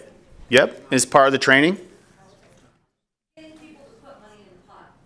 Getting people to that, yeah. So we better make sure that this monkey does some pretty amazing things willingly. That it does a lot of amazing stuff as it's juggling. Permitting, we're going to do it. We're going to go incognito, and we're going to ask for permission after we get caught. Josh. It's not just about when the monkey's on. You still have to care for the monkey 24/7. Yeah. Josh has an orientation towards this monkey that I haven't seen before. Very kind of in line with the PETA orientation. Like, where are we going to find one? I think he's tried to find one before. Have you tried to have a monkey as a pet before? Is that where this is coming from? Okay. I think it's legal in Nevada, in case you were wondering. You probably already knew that. Yeah, one more. Market research, is it even going to make us money? Okay, is it going to make us money? So she offered up this as an example of a way that folks make decisions. And she used a real life scenario from, I think it's called Google X or something like that. But it's a team within the sort of Google space that's principal responsibility is to hear outlandish ideas and figure out whether or not Google wants to invest in those ideas. And they're like 10-year time horizon type ideas. And one example she gave from this Google X wasn't the monkey pedestal, but it will get there, was they heard a pitch from a group that wanted to create like a high-speed transit, like a tube, literally, from LA or San Francisco to New York City. And it would like move people at 500-700 miles an hour or something like that.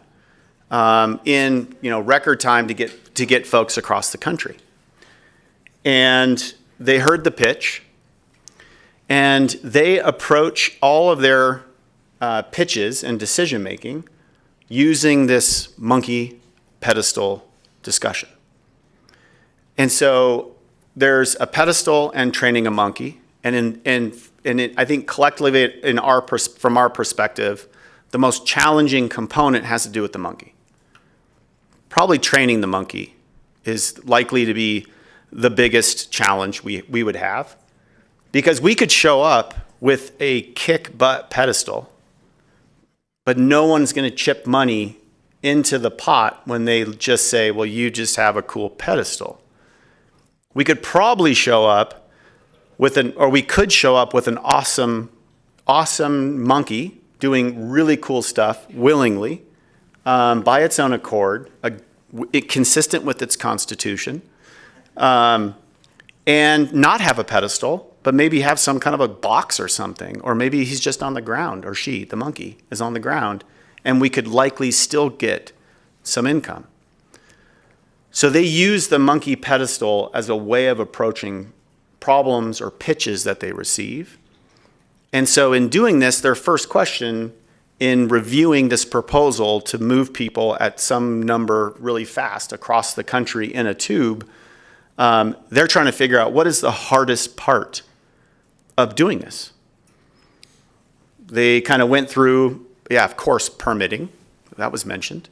Permitting is going to be challenging. How are you going to get all these different entities to agree to put a tube on their property and all of the regulatory stuff?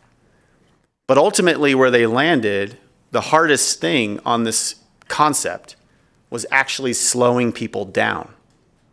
And they realized by just doing some math that it wouldn't work. You would kill people. You could accelerate them, but you couldn't slow them down at the other end.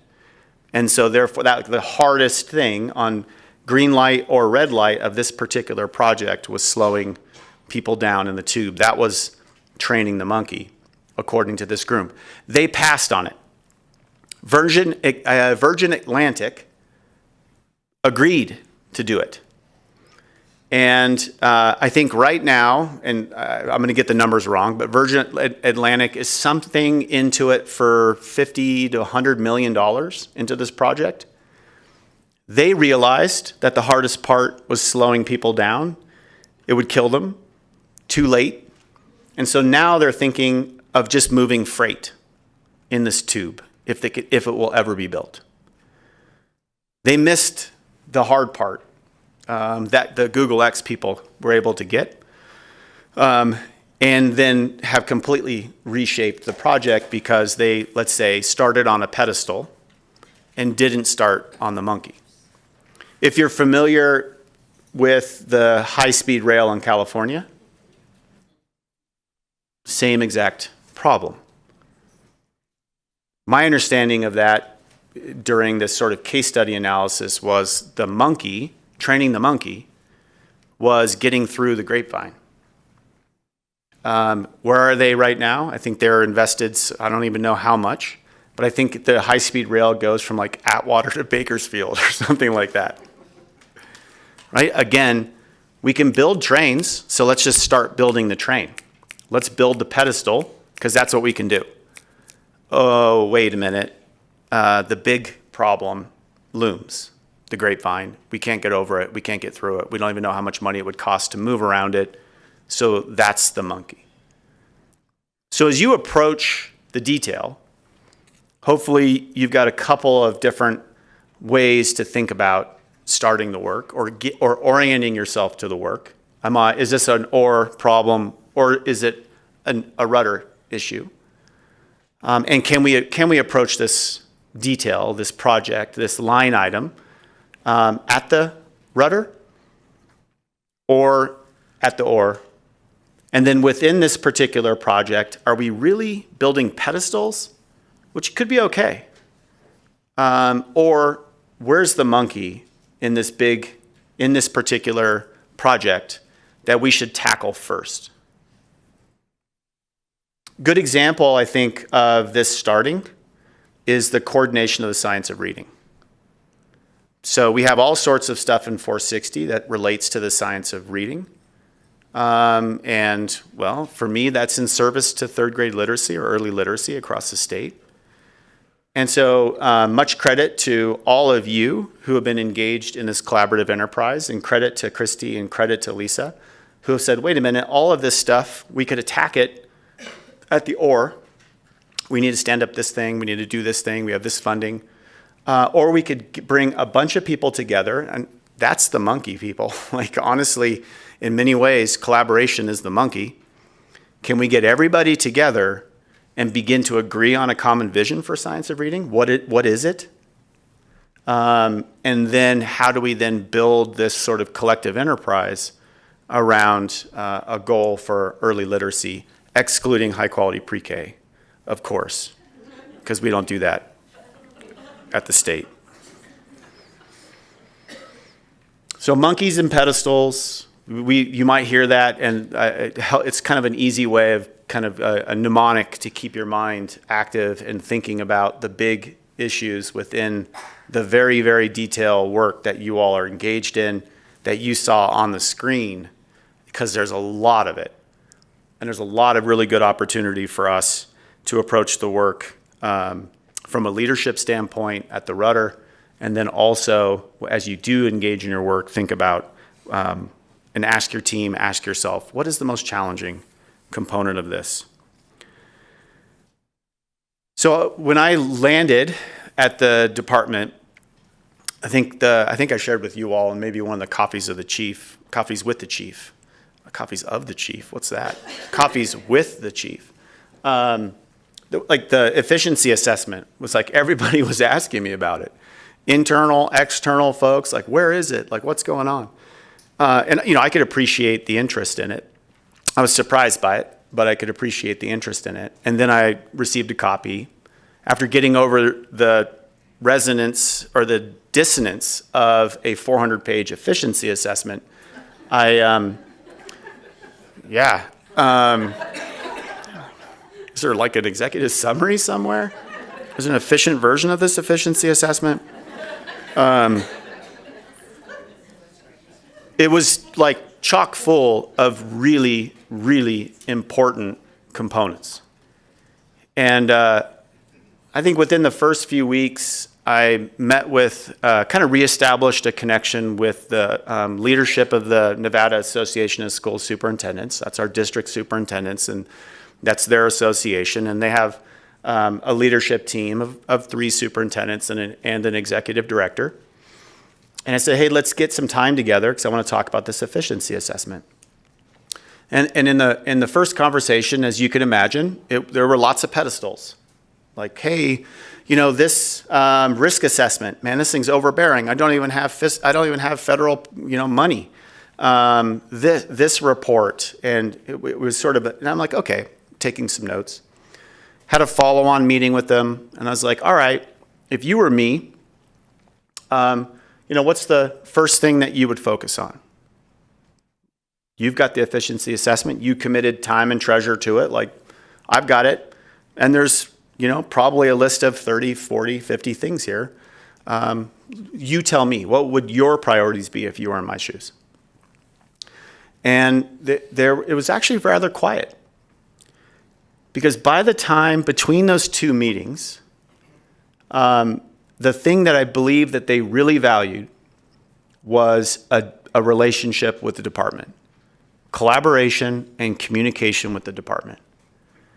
And I don't know, in every leadership transition, there's just opportunities, and there's obviously some chaos, and there's some discomfort or like wonderings I'm sure that you all have. But in the transition from Superintendent Ebert to myself, something unlocked in the agency because you were interested in collaborating with your peers at the district. You were communicating with your peers in the district. I was communicating with the superintendents and collaborating with the superintendents. And that was the thing that they wanted most. It wasn't the efficiency, it wasn't the risk assessment, it wasn't the particular report. It was a bigger idea of partnership and collaborating and trying to learn from one another about the challenges that both the districts face and that we face. And that how do we work together in order to solve those challenges where we can, because it always is like, hey, we're just going to disagree. That's okay. But where we can solve those challenges and be supportive and structure our work around a way that the districts then fit with the districts, then let's do it. And so just recognition to you all that in the very short period of time, the reporting that I've been getting back from the district superintendents is that your work, your collaboration, your communication with the districts is really well received, and they're incredibly grateful for it. So give yourselves a round of applause for that.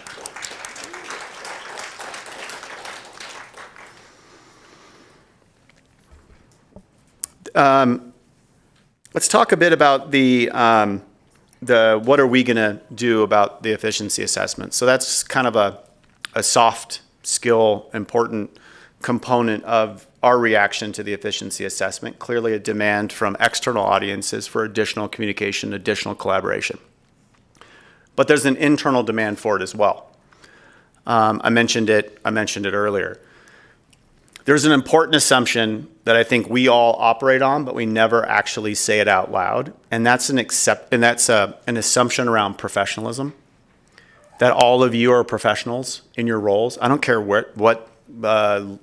you started, when you started, what your job classification is at the agency.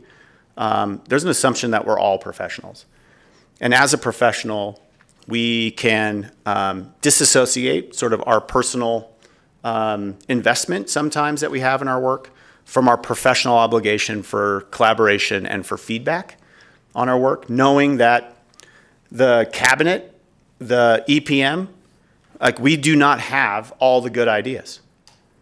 Like they don't, like that's not where, like, okay, no good idea occurs in the agency unless it comes from cabinet or it comes from your director. Like that is fundamentally not true.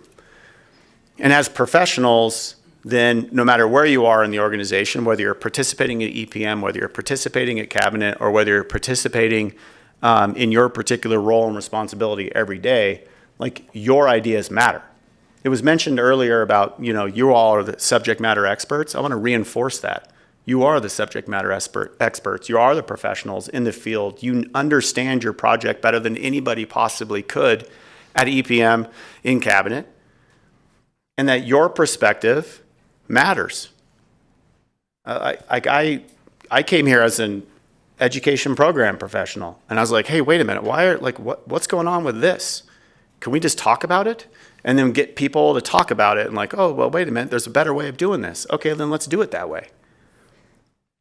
So I say that as a climate, as a culture nudge, that your voices matter, your input matters, you're a professional, and that you likely have good ideas.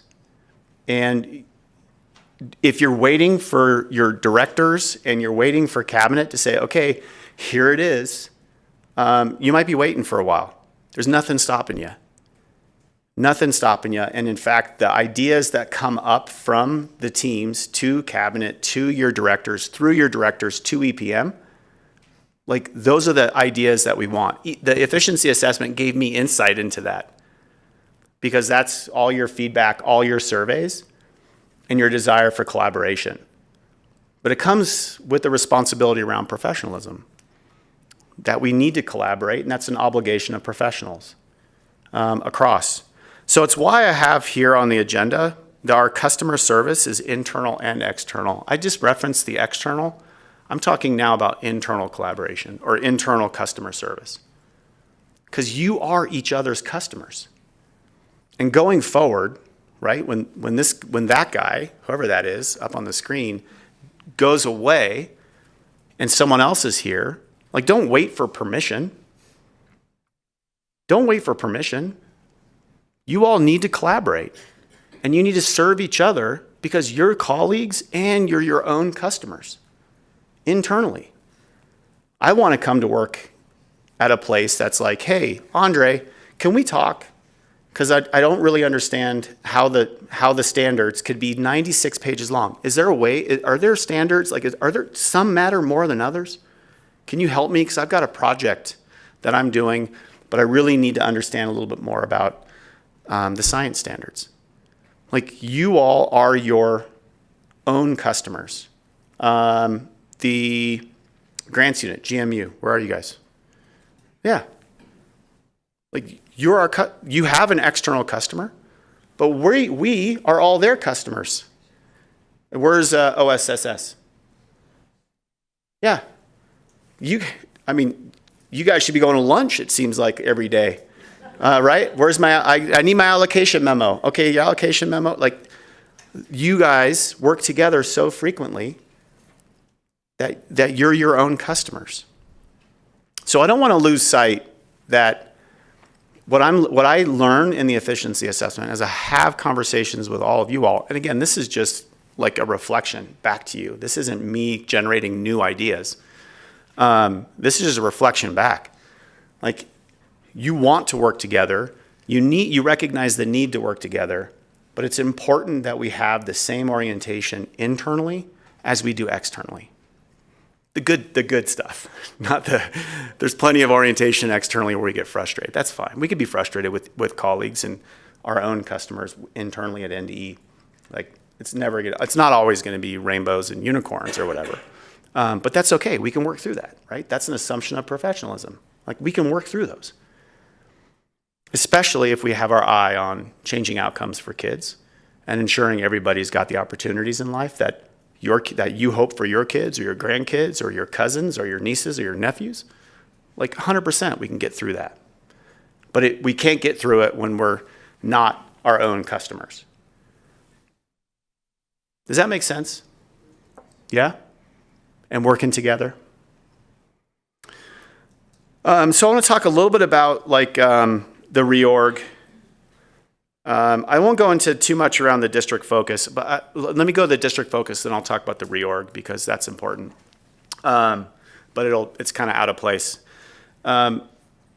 Historically, we've had a lot of focus on schools, and I think it's shifted a little bit in the last 5 years. I mean, especially when you look at our federal designations, right? Like, they're school focused, all right, schools. And it goes back to the sort of question I had around the reading plans and sort of the reframing of, okay, I think the OR is working with the school. I think the rudder is working with the district around their systems, their investments of people and money and time, and how they're doing it, being a critical friend or a partner to help them understand. So I do think heading into the next sort of the implementation of 460, all of the work that you're doing, if we are on the rudder, and we're addressing the monkeys, it's likely we're working with districts to do that. If we're kind of on the oar and we're building pedestals, I think a lot of those end up defaulting back to the school or defaulting to the district in a way that's more of a plan or an associated document that they have to deliver. I think there's real opportunity if we're working with districts themselves. I think it's more sustainable if changes are made at the district than it is at an individual school level. We all know this to be true. We've been working with schools. We see a school improve. Everybody sort of lets off the gas, and then we see the school diminish over time. So I want to emphasize the district focus. Hopefully that's something that you'll continue to hear as we do much of this work. Okay, so let's talk about the reorg. Had lots of really good conversations with folks across the agency, also discussions at EPM, cabinet. I'm going to tell you a little bit about where we landed, but before I'm going to give a warning. This is a pedestal. How we're organized, who reports to who, divisions, that never changes really anything. The hard part is how we work together as a group, how we can find efficiencies as a group, what we work on as a group, how we work together. I've been saying that in EPM all the time. I've been saying it to cabinet, I don't want to spend too much time on org charts because they're an org chart. They might advance the things we want to see across the agency and our culture and our climate and how we're customer focused internally and externally, but they won't create it. So that's the warning I give, that this is not the hard part. The hard part is doing some of our work together. But the one reorg that I'm agreeing to do while the interim is to create a central services bureau within the agency. So this is part of think of it like a hub. There's, who here works on matters of HR? Raise your hand. Hiring, request to fill, all of those. Okay. What is there, like 10 of us? Maybe 12 of us? Who's dealt with facilities? Keep your hand up. Okay. Handful, maybe more. Those are easy examples of places where we are completely decentralized and it's a massive headache across everybody's. Hopefully that maybe it's perfect for you, but from what I can tell, like it's just a headache to relearn and to learn and to like relearn, and then HR's over there like you did it wrong, and then we're all kind of wrapped around the axle. So the vision of a central services bureau is a bureau where functions are centralized that are central to our operation as an agency. So over lots of discussion and sort of scenarios and planning, I started with having a central services bureau within the department, within the superintendent's office. Lots of conversation. It doesn't make sense for that to happen. And so the orientation of the reorg, or this particular aspect of the reorganization, will be in Megan's office, so in the fiscal unit division. And we're going to create two bureaus or organize two bureaus within Megan's group. The Central Services Bureau will handle a new hire with an HR liaison. So we had lots of discussion with DHRM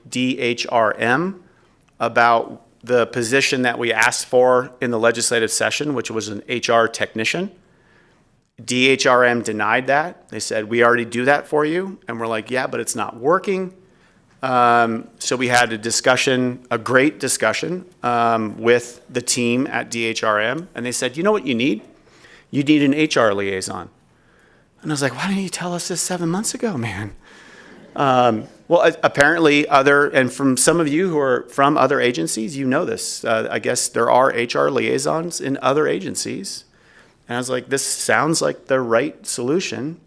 And so we kind of adapted an MPD-19, a description of core duties and responsibilities, from another agency to put together this position. This position is in the Central Services Bureau. Idea, it centralizes all of the now atomized work that you all are doing for hiring, evaluating, not doing the evaluations, but helping you on keeping time of the evaluations, all of the paperwork associated with hiring new positions and advancing new positions across the agency, rather than everybody doing it all at once. You're on your own. So that's like the ethos that we're hoping to have with the centralized services. This org chart is very much like the smart sheet. This is our first go at this. Does it mean it's in pen and chiseled on stone? Absolutely not. Does it likely need to change over time as we're learning about what's working and what's not working? Absolutely. But that's the ethos. A place where we centralize and coordinate services that tend to be decentralized across the agency. And then, of course, some workings internally that just make more sense, like contracts, facilities. So that's like Celeste's group.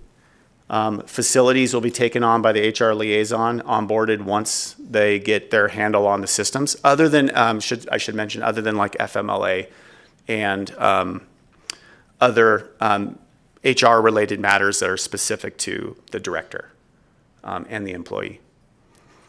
Internal compliance or compliance will also be in the centralized services. And am I forgetting something, Megan, on centralized services before I've got a picture of it because it's currently on a whiteboard.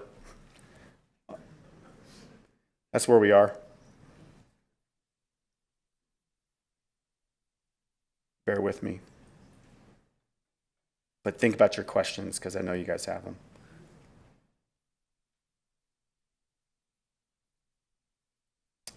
Yeah, so the compliance group, the HR liaison, and fiscal ops are part of the centralized services branch. unit, and then the PCFP team and the district support services are part of the other bureau, to be determined what that cool name is. So far, we've come up with a couple names, but when you create their acronym, it is a bad word. So, like, that's probably not going to fly. It's probably not going to fly. But yeah, so that's the one action specific to how we're organized that I'm totally comfortable making. I think any reasonable person would agree that that's a good start. And then other potential changes across the agency. There are good ideas on the table, by the way. So through EPM and with cabinet, I've said, look, the other aspects should be from you, for you. And so kind of put a call out. This was maybe a month or 2 months ago, maybe more, to say, hey, if you've got some ideas about how you think we could reorganize ourselves in response to the efficiency assessment, like raise it. Raise it.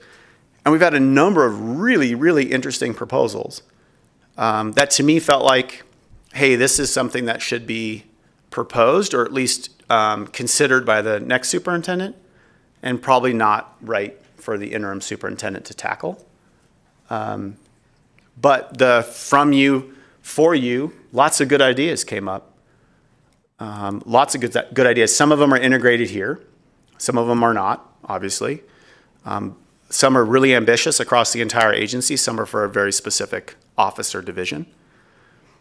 And like one really good example is from Adam and IT, who have a very clear vision about what their office could look like.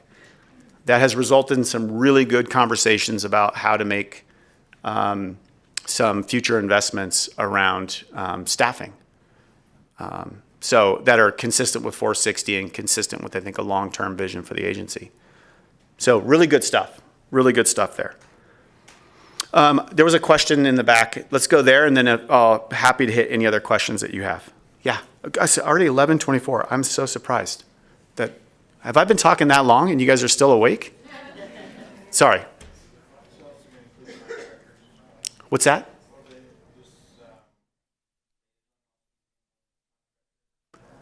Contractors as well with the HR liaison.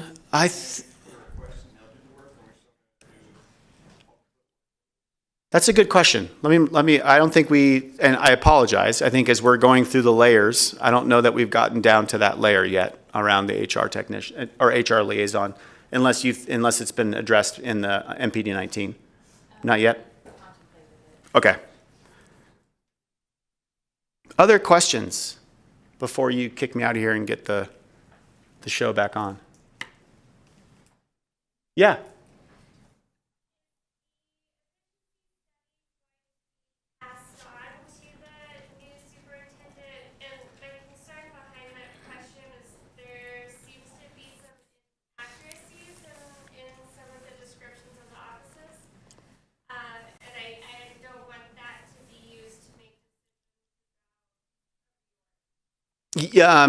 Yes, and there'll be. I would assume that your cabinet leadership would weigh in, and EPMs would weigh in. Your directors would weigh in heavily if there were actions that were proposed to be taken based upon information that wasn't accurate. Yeah. Other questions for me? Still awake? Michael's still awake. Hey, Michael. Thank you. Yeah, thanks. Well, I appreciate not the entertaining or enlightening conversation. Wow. Jeez, Michael, not quite. Oh, did I mention that the other act I will make is on the audit team? We are going to. Yeah. Steve, I thought you were looking for a new job at the department, and I had 2 audit positions open. Boy, I would be a terrible auditor. I would be a terrible auditor. I'd be like, oh, what? This is so detailed. I don't know. Everything looks good. Thank you. Bye. Ferdina.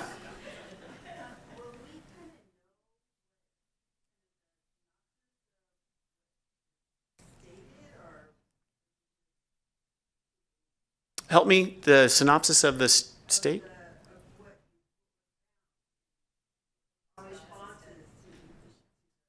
Oh, no, it's not bleak. I don't take it as bleak at all. But like, I recognize that I have, like, in order to survive in this role, like, you kind of have to, like, nothing personally matters. It's professionally, of course.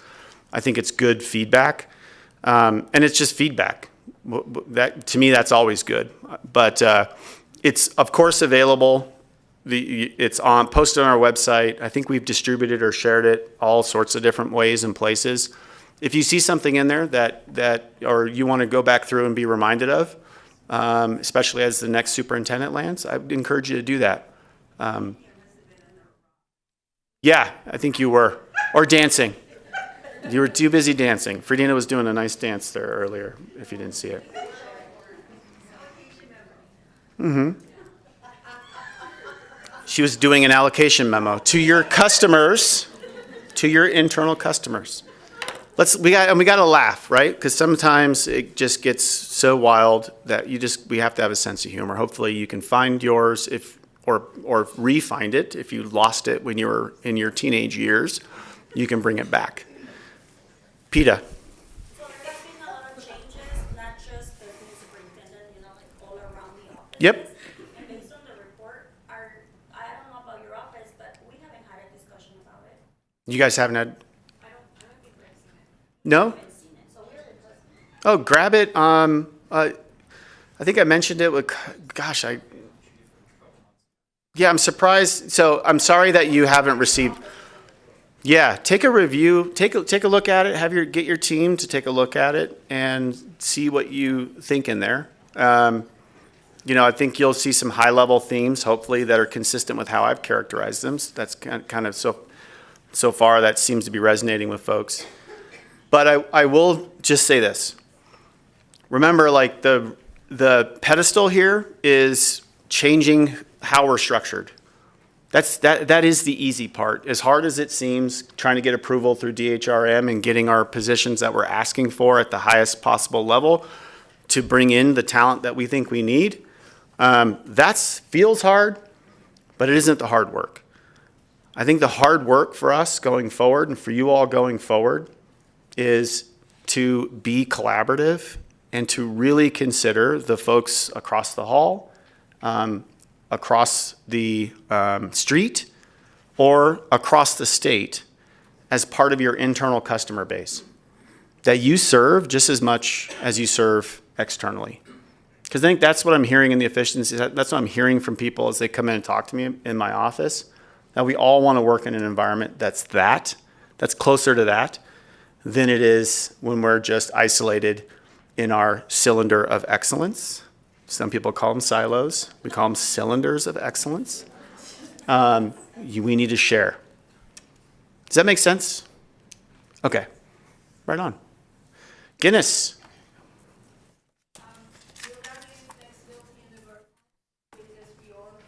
In the whose? Work modes, like work from home. Remote work. I don't know. I think that this is where it kind of comes up. And you're going to hear about this a bit in the, when Megan and Lisa give you a bunch of bad news. I could just get up to be here and be like, yeah. They get to come up here and be like, no. And Amelia gets to be up here and be like, hey, like everything, all at once, everybody, learn it all. So I think within the state rules and the state parameters, yes. So I think we're working on I think we have a proposal for like a policy and procedure related to work that has been working its way around, correct? I think we heard it in EPM. EPM raised some concerns. They were like, we don't want Guinness to have any flexible work. And then And then we took, I'm making a joke. And then we took that feedback, and I think we're under its next revision. So part of that is to say, like, what are the parameters at the state level, and then are we more restrictive or just lining up with the state parameters? And I think the orientation from the team is to line up to the state's parameters. Yeah.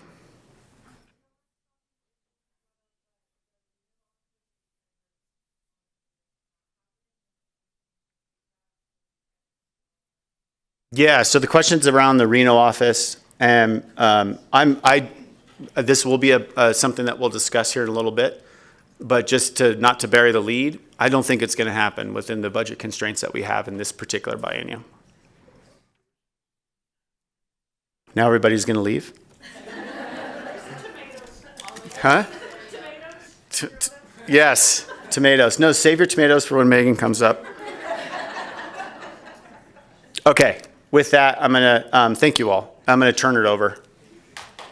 Oh, thank you. Thank you. Thank you. Another forced clap.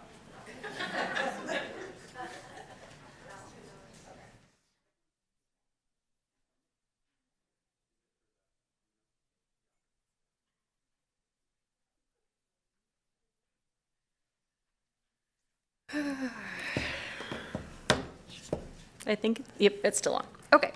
Hello, good morning. Please give me a heads up when you're going to throw something so I can duck. Yeah. Hopefully you're good aim. Yes, because he probably should be the better target. So I guess I'll start, quick update and raise of hands. How many of you were here last December when we did the Advantage shutdown? How many liked it? One person. So, unfortunately, the state has decided we get to do it all over again. Told you. Bummer. Bummer.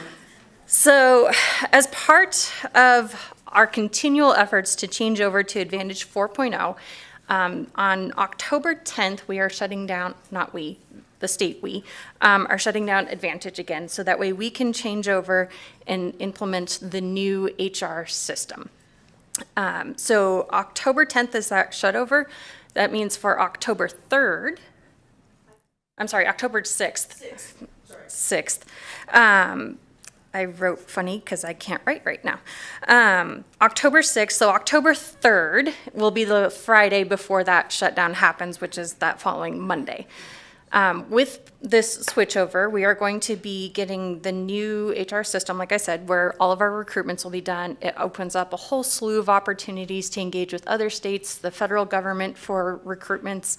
It should make a lot of those functions a lot nicer and easier. With that changeover, we are also going to be switching to positive reporting. Right now, everyone is an exception reporter in this agency. Under positive reporting, you will have to positively account for all of the hours that you work in a pay period. Under the new system, that becomes live again after the 14 days. Sorry, I can't remember. The 19th Advantage will come back on. We will still be reporting through NEATS. The new HR system will be a different portal, and Advantage 4.0, where our payments are made, are going to continue. But we will continue reporting through NEATS for our timesheets, likely through 2027. But we will have the component where you will need to record that you worked, yes, 8 hours every day for the 80 hours. And if you have an exception through annual leave or sick leave, you'll positively report that as well. So we are working on templates and standardizing that process, likely reporting in the nearest 30-minute increment to try and streamline that. If you are 100% funded by one source, either general fund or one federal grant, it's super easy for you. You basically can go in and just plug in 8 hours every day that you worked. If you are split funded, and you will need to work with your supervisor to figure out what that looks like, whether you're 50-50, 40-60, 20-20, 20-20, 20, you will need to have a more detailed breakdown of how you spent your time during the day. We don't want to get super in the weeds, but we do have to do this as part of cost accounting, which is the way the state is transitioning. And so it is just accounting for that time individually. keep it on an Excel spreadsheet, upload it, and we're done. So those are kind of the two biggest things, and in order to facilitate that transition to the new HR system, unfortunately, they do have to shut down the entire payment system that's currently online for that 2-week period. And so leading up to that, that is right on the cusp of a timesheet switchover, or it's like 1 week into the 2-week period. You will have to submit your timesheet 1 week early. And so to the best of your ability, please estimate what your time for that following week is going to be. If you're taking annual leave, if you anticipate sick leave, otherwise just submit your timesheet, no exceptions or exceptions as applicable, that Friday, October 3rd. And then if there are any changes that result after that, then we will work with you and payroll to get that cleaned up. In that same vein, when we go to positive reporting, it is critically important, more than ever, that you submit your timesheet on time at the end of every Friday when those are due, because the turnaround time to process and approve those is significantly shortened, and we do have to have them agency approved by 5 p.m. on the Monday following their submission. And so if it's not submitted, and because we're positive reporting, if you have no hours reported, there is no pay. So very much like in the private sector, when you used to clock in and clock out, we're going much to that kind of a system. So make sure you mark on your calendars and you start getting to that habit now that by 5 o'clock when you leave, or 4 o'clock, whatever your schedule is on the Friday that a pay sheet is due, make sure it is submitted and that you've worked with your supervisor to get those approved by Monday following that, so that way you can get paid. Okay, I'm going to pause there and see if there are any questions. Angel.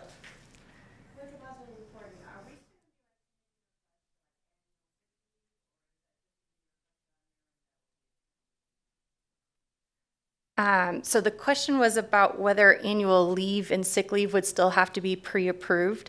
Are you talking just for that period of the shutdown or in general? So the procedures around requesting leave will still stay intact. So in the situations where you can, especially in annual leave, ask them in advance. Sick leave, if you can, because it's an appointment, request it in advance, or as you know that it's occurring. And then those will show up in your timesheet once your supervisor approves it, so that way we're not duplicating those asks.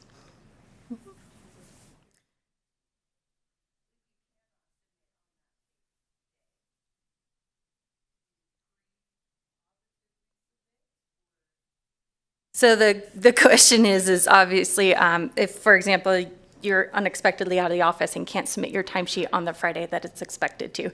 So you'll work with your supervisor, and so hopefully you've been keeping a log that they would have access to and can populate it for you, or hopefully you're back by that Monday. If not, then your supervisor will submit on your behalf, kind of like we've done most recently as well. In the back. I should put.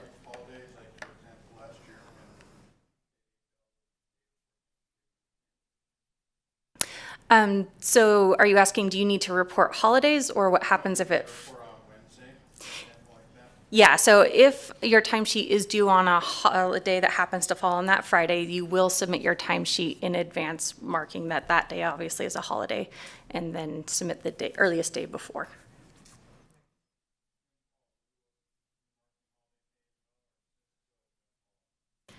Yes, you would reflect 8 hours for for holiday pay. Just in the notes like we do now.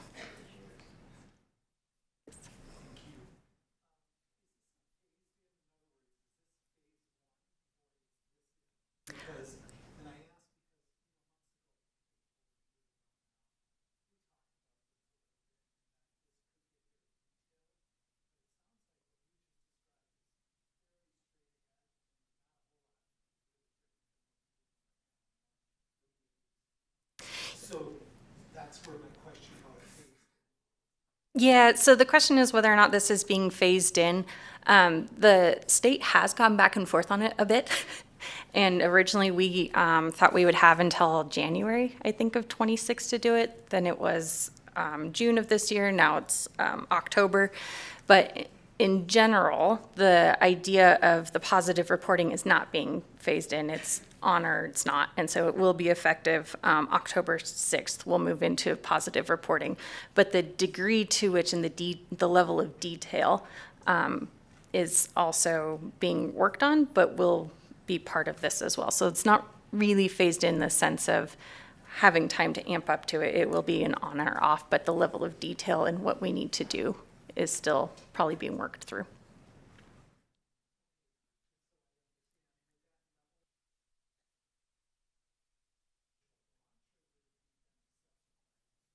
So the level to which we report the increments, basically, whether it's an hour, half hour, 15 minutes, that's an agency decision. And so that's where, depending on how this works for us, we may need to go to a higher level or a lower level. And I think that will likely partially depend on how many splits you have in your funding. So we're complying with the state minimum. Mm-hmm. Do you see this getting into project reporting? I'm just curious, because again, that was part of some of these. Yes, so I do think once we get further into the cost accounting structure, that there will be additional layers that come into play at some point in the future. We just don't know what that looks like yet. And that plays into the realm of the cost accounting that the state is still massively transitioning to right now. So beginning this fall, Celeste and her team and I will be working with Corin V to work through a cost accounting string for coding of invoices. And so this, I'll get to you in just a moment. This comes into, especially when you're funded across multiple places, but tying an expense to a funding activity. So Title I, Title II, general fund activities, and parsing out whether it's an indirect cost or direct cost, all lots of details that are going to have to be worked through as we learn how the state is going to implement cost accounting. So that may come in the future, but we're not in a place to do that yet. Question?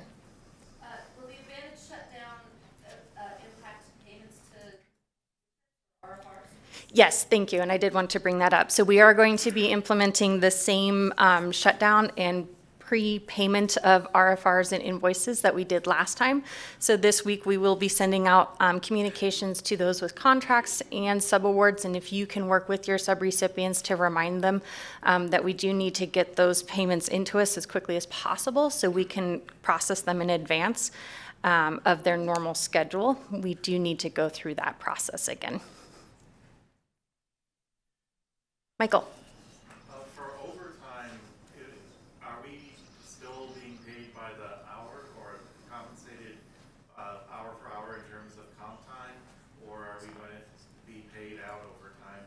And if we are in the payout of overtime, is that something we add to the to our time cards, like just adding 9 hours instead of 8 on a day? Worked overtime, or? So overtime and comp time will be handled in the same manner. You'll report the hours that you worked, and then the system will do the calculation to account for the 1.5 times variable there.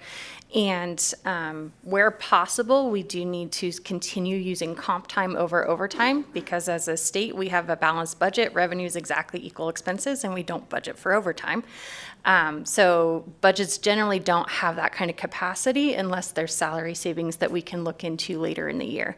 So the first approach should be using comp time, and then depending on other conversations and comp time leave balances, annual leave balances, that'll be a one-on-one conversation with your supervisor to determine how to move forward with that. But it'll be reflected in the same way that we've been doing. Yes.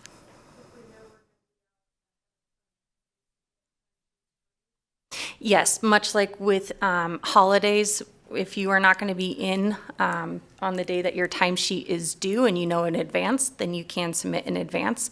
Otherwise, work with your supervisor.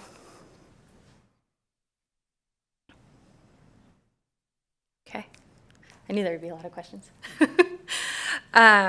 So moving on, the state administrative manual, all of you should have received an email already from HR asking you, since you are current state employees, to certify that you understand that SAM, the state administrative manual, exists and that is needed to guide your work. There have been a number of changes made to SAM recently, and there are a number that are currently pending. All of these changes require Board of Examiners approval, and if you're not aware of who the Board of Examiners are, it's 3 people: the Governor, the Attorney General, and the Secretary of State.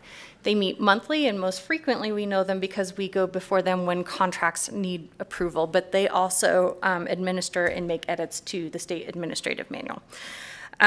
So we wanted to take a moment and just address again how important it is to know about SAM and to know when to reference it. It does provide all of those base operations, much like the Central Services Bureau provides services to you. It provides the foundation for the way the state would like us to implement many of those procedures that we deal with on a daily basis. This includes timesheets, this includes travel, contracts, a variety of topics. So if you haven't taken time yet, go ahead and go to the Controller's Office website, or you can just Google Nevada SAM, State Administrative Manual, and look it up and just get familiar with the topics that are addressed in there. And then when you engage with them in your daily work, you can go to that and pull up that section when you have specific questions. And if you don't know, still after reading it, you can always reach out to the Fiscal Operations Office or our Contracts Unit, and they can walk you through more specifics as they relate to our agency. But they do set the state's highest level of procedural operations, and then within the agencies, we have our policies that we layer on top of that. So much like the federal drinking age is 21, the state can come in and say it's 18 or whatever it is. The state administrative manual is the highest level, and then we add refinement to that with our policies.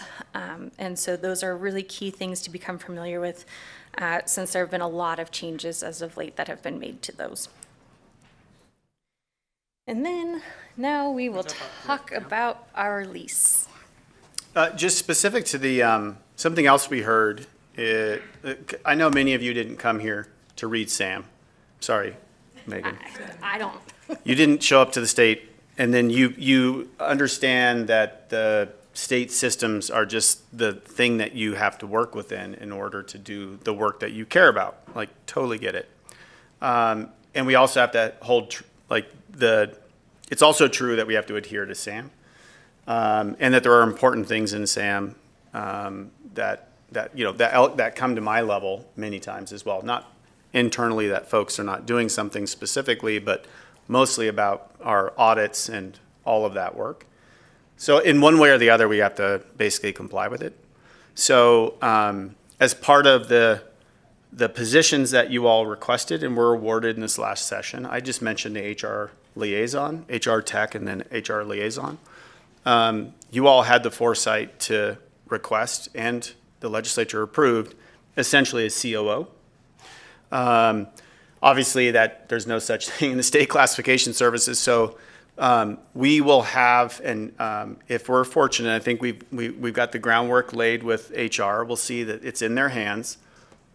We believe that we'll have an ASO 4 within Megan's division, and part of the responsibilities that we hope that the ASO 4 will take on is trying to help operationalize a lot of this work, especially in a way that makes sense to program staff, like folks who are focused on programs, who may not have the inclination or constitution for something like a SAM manual, to then make sure that we can communicate and we can support each other in how we can operationalize many of those components. Does that make sense? That's consistent with all of our discussions.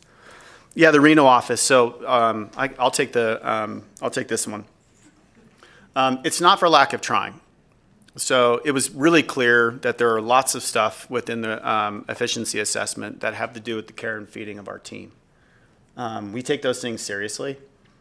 Part of it was hopefully you get to see like some of the solutions that we bring back to you, and we're like, well, this is coming from the efficiency assessment. It's like the best we can do. And ideally, you got to see the internal recruitment for all of the open positions, like we heard pretty clearly. And I think if you read the efficiency assessment, something that you come away with is a desire for career ladder and longevity, and career longevity at the Department of Education. And so months of work with DHRM, resulted in an internal recruitment for all of our open EPP positions, and I think we're going to be able to continue that. I'm not going to claim that until we see it, but opportunities to launch internally for internal teams rather than having to go external all the time. And I know that that has caused some consternation and difficulty for contractors because they're not considered by DHRM or the state to be part of the internal team, and state employees, basically. So I'm sorry. We did what we could, but we at least have that avenue as one way to respond. The other thing we read in the efficiency assessment has to do with the fluid work or different options for work. You mentioned remote work being one. Sorry, the words. I was asleep when Megan was talking, and it's hard for me to get back into, like, she was like, advantage and positive reporting. I was like, oh, man, I can fall asleep. There's going to be one person in the state who doesn't get paid in October.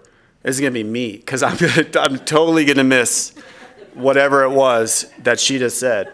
Well, if you ignore the 3 emails that Alana sent you, that's on you. Okay, yeah. I unfortunately probably won't. I'll probably read them in like November.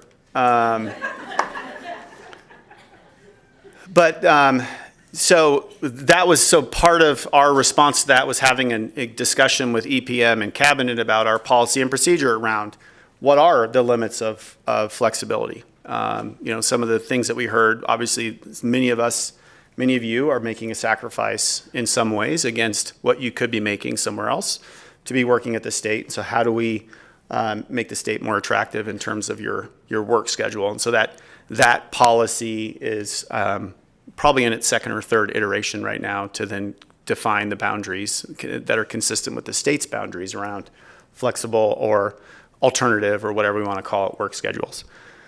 The other component was an office in Reno. We know we have a lot of folks who commute each day through the gauntlet that is Washoe Valley in winter. It can be pretty disquieting, that drive, as well as gas prices and the commute and the impact that that has on your budget, your time with your families, et cetera. And so we explored what would it look like to open it up. Yeah, let's do it. So we explored. We talked to the state buildings teams. As I typically do on things that are important to me, I contact the governor's office and I say, hey, this is something we want to do. And so had multiple conversations with the governor's office team, who is kind of responsible or oversees the different cabinet agencies that might help us. Here's where we landed. We are limited by the budget that we have for Roop Street. So the Roop Street lease is a defined amount, and we're limited by that. There are no additional funds at the state level. I tried a few times to kick in to offset the higher costs in Reno than they are here. And there are no state funds available anymore. There used to be. I think it was under maybe some of the COVID extra money that to help offset or completely absorb the costs of moving and the infrastructure setup if we were to move an office or have an office in Reno. So it, like I had mentioned, like the short and dirty is, it does not look good. They are still, the governor's team is still looking at space to find us at least a comparable, like what would apples to apples look like here within our budget? What does it look like? Obviously you can imagine, 5 offices in Reno without Roop doesn't make sense for the agency. And the likelihood of being able to recreate enough space that could accommodate Roop, accommodate the number of seats or offices in Roop, plus the expanded position or headcount that we'll have during this biennium is unlikely. So it's unlikely, but we're still pursuing that option. Yes, ma'am. So I get that it's unlikely. Yep. So it's probably just pipe dream at this point, but where it could happen, would Roop Street? In person anymore? Yeah, the we have a number of scenarios on the table, and then obviously a few of those scenarios dropped off the table when we realized that there's no extra money anywhere. So one scenario is in lieu of ROOP, because ROOP Street's lease expires in March, February. In lieu of ROOP, what would it look like to have an office in Reno? And what kind of space would we need in our Carson City location? So yes, you can imagine there's like a number of whiteboards that have been scenario planned, and that's why I come back to it's increasingly unlikely that we'll be able to find a space. In the back. Just curious about that. Was there ever any, like survey or something put out through our staff in Carson to determine how many Washoe, because for example, office who would choose to stay. Yeah, good. So we didn't go to a survey. We went to the directors and to cabinet to say like, okay, what are you hearing and what do you think, just as for initial planning, and we understood that it would the numbers exceed. There's a lot of folks who would take advantage of a Reno space if we had it, including a licensing satellite office as well for everybody in Washoe County. So. It quickly became, this isn't an interest, this is going to be a budgetary, the budget aspects are going to be our constraining force. In this biennium, right? And there's this biennium conversation, so one of those scenarios is if we make our argument in this biennium for the move and then the legislature agrees and approves, then at least we'll have the homework on per square foot costs, move costs, number of individuals that we could then make the request during the legislative session to open up a Reno office.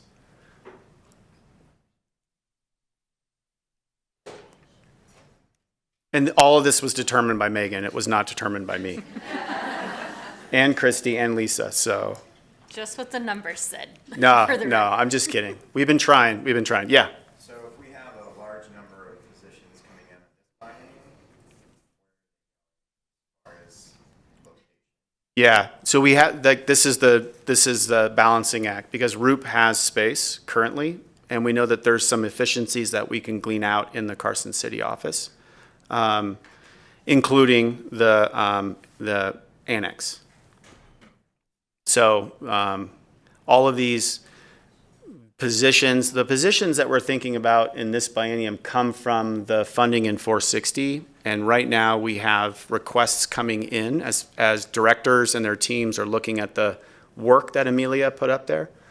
And they're looking at that. They're coming back with, hey, here's what we think we're going to need. And we think fairly shortly we'll have an EPM where all of that will be on the table and we can start deciding on the exact head count, at least that we'll head for right now in this first year of the biennium. There was one other question, yeah. Yes. Well, there's different scenarios. There's a scenario where ROOP is, we let go of ROOP, absorb the Carson City staff in Carson City, and then open up the Reno location with the funding that ROOP, we would otherwise be funding with ROOP. That's where we just won't find the space in Reno at the per square foot cost that we have currently.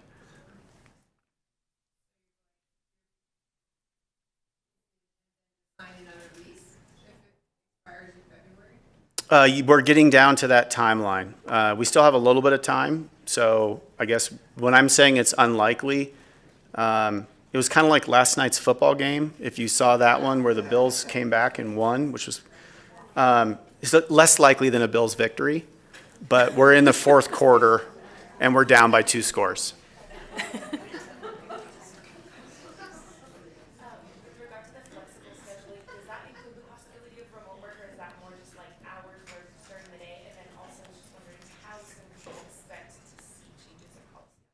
Yeah, good question. I don't recall the details of the last policy that we had in front of us about remote work. I don't even know, is that allowable at the state level? Yes. Within the day. Depending on the day? Within the day. Within the day. Or within the week. Within the week. In Yeah. fact, there's state agencies. Yeah. So think that's, I'm glad you asked it, it was a guidance.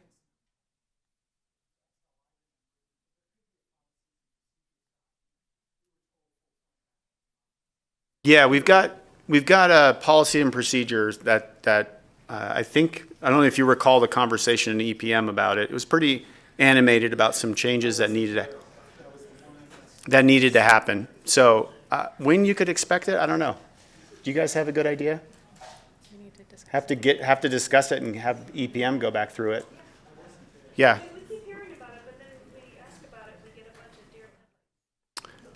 Well, no, I mean, am I looking like a deer in the headlights? Let me see. I literally look like I'm 104 years old up there. I swear to God, that is not a very, good view. It's just all bright up here. It's terrible. Well, so what I'm hearing is you'd like to know more rather than less and sooner rather than later. So we'll put that back before EPM then to see if the changes are made. We have a question in the back, then I'll come up. Yeah.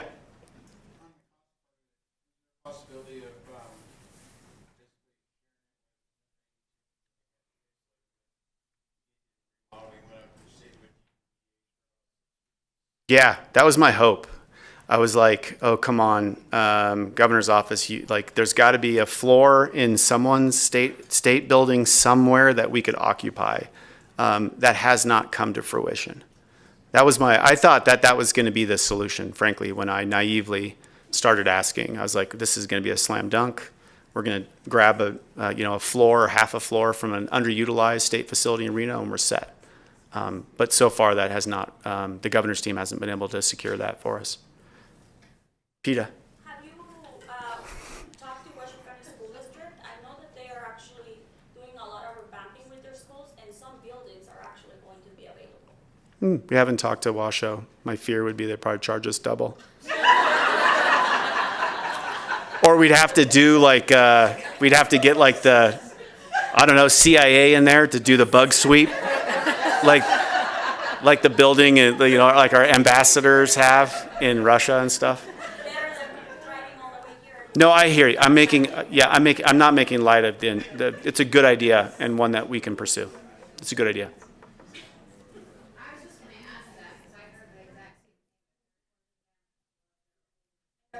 So many people are moving outside.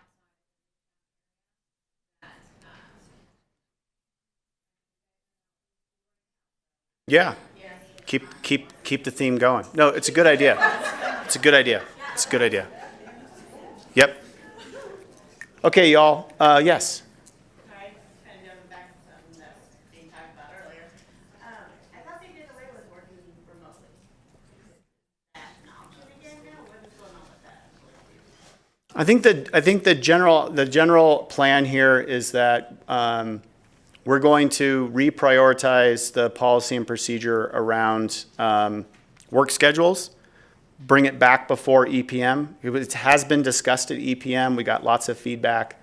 It probably just got moved aside from everything else, but we'll put it back on the main burner and then get back to EPM and then have get you guys something as soon as we can.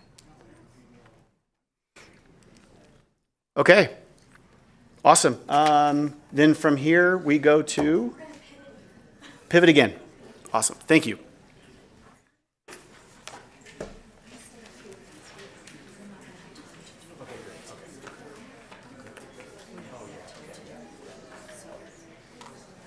We're going to do the words. Yes. Perfect. Yes. So short people have to pull a mic way down. So we had given you a policy briefing, and we are a little behind schedule. So we're not going to have the group discussion, but I would really like if you could look at the briefing document that you were given and the question that you were asked to answer in your groups. And if you could email me your thoughts on that and email them directly to me, that would be wonderful. Yes.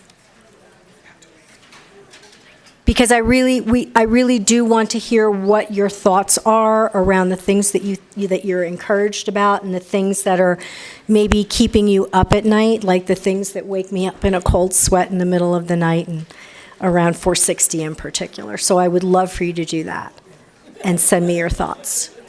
And then we are going to move to a piece that we do at our staff meetings when we're all together, and that is, yes? Do you mind if we do a joint discussion of that for an email for you? I would love that. So if directors, if you'd like to have a conversation with your teams, or individual teams would like to have a conversation about that and send me one email, I would love you forever with one email instead of 250 emails. That would be wonderful. So we're going to move into recognizing employees for years of service to the state. This is a time that I really enjoy because it is asking a lot for you to come to work in state service and dedicate your life, basically, in order to promote outcomes for our students across the state. And we don't often get the time to recognize people and the longevity that they put in with the agency. So this is our time to do that. So we are going to take a moment to do just that. I'm going to take off my glasses because I now can't see you. You're all blurry. So call out if you have a question, but I can't read with them on. So we're going to start with our awards for employees that have been with the agency for 5 years. Yes, please. So, Christy, did you have that sheet? Yeah, Okay. Peter and Julie. Peter and Julie, you're being summoned. Oh, Kate, you're up.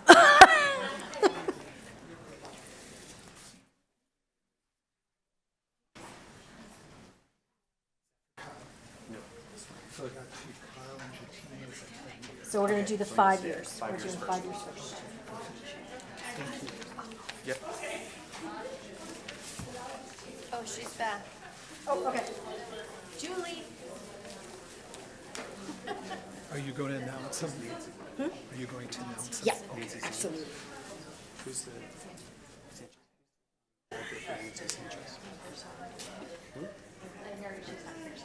Oh, you're doing, okay. Let's get this party started. All right. So starting with, what? Look at the name. Oh.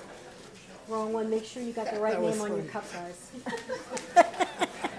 Okay. Talk amongst yourselves. Starting with awards for 5 years of service, we have, and come on up here to get your award, please. Kyle Kimber.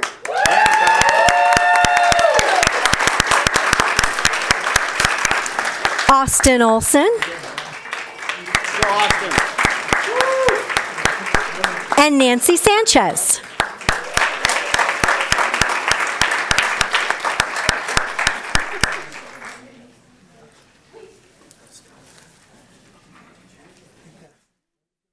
Somebody have the camera? Do you want a Thank picture? Yes, we want a Let me get you picture.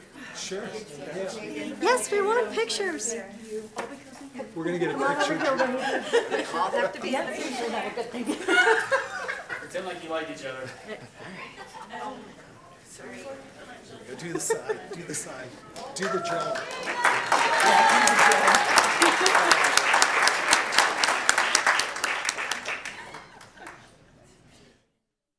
Couldn't resist.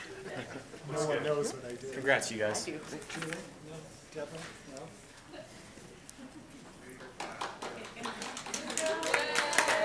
Yeah, give a round.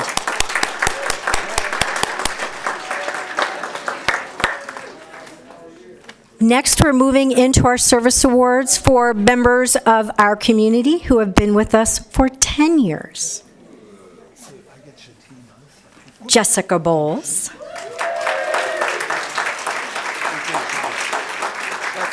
Sean Boyce. Woo. Oh, okay. Ariana Florence.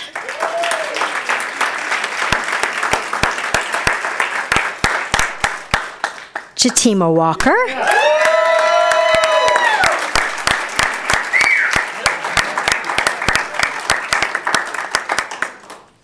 And Peter Zatz.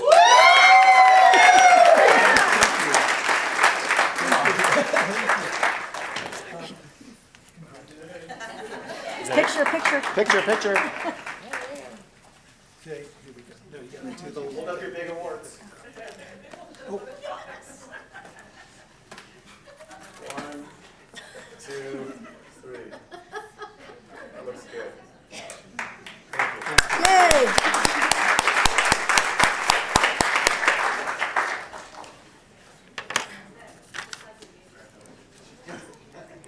And we have one member of our NDE family that's with us today that has served for 20 years in state service.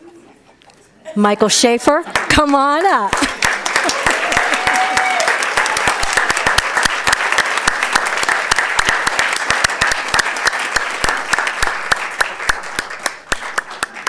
Congratulations. Thank you. Thank you.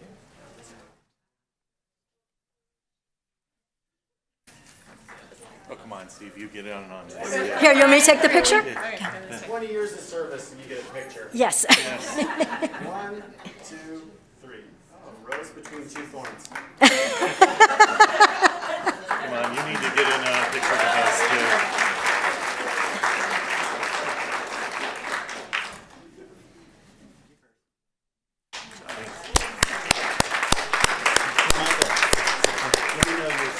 And can we get a big round of applause for all of our service award winners?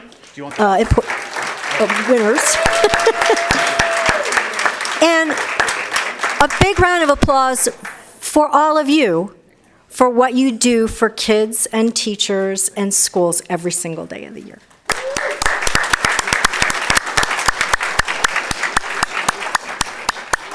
You want to close this out, boss? Yeah. Okay, good. I have about 3 hours prepared here as a closing. Look, we traversed a lot of ground today. We talked about rudders and monkeys and lots of different things, lots of detail. But hopefully you'll take back with you a bit about thinking about our work. That's important, and the orientation that you bring to your work. But if there's one thing among all of them that I hope you bring back, it's that we are customers to ourselves internally, and that the responsibility to create the type of climate and the culture and the work environment that I think I'm reading in the efficiency assessment that you all are asking for, and I think is the most professional type of an environment you could ask and create, is one where you all are collaborating, you're sharing, you're communicating, even if it means you got to be a little bit uncomfortable. And that's okay. Like in our first opening, mixing around, it was mentioned, hey, the extroverts are like, dude, high five, what's going on? Yeah, I'll tell you a bunch of stuff about me. And then others are a little, that's a stretch for others. And that's awesome. Keep stretching, be a little bit uncomfortable, even for the extroverts.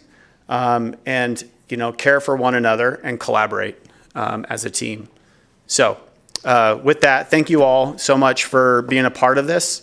I couldn't have asked to join the department at a better time and have enjoyed every bit of my time. It's very unlikely that I'll be leading another staff meeting. So thank you for the pleasure and the opportunity to lead this one for you all. And I more to come, I guess, down the road. Hopefully we'll remain engaged to continue to support you all in the work that you're doing. So thank you. Have fun for us today. Enjoy.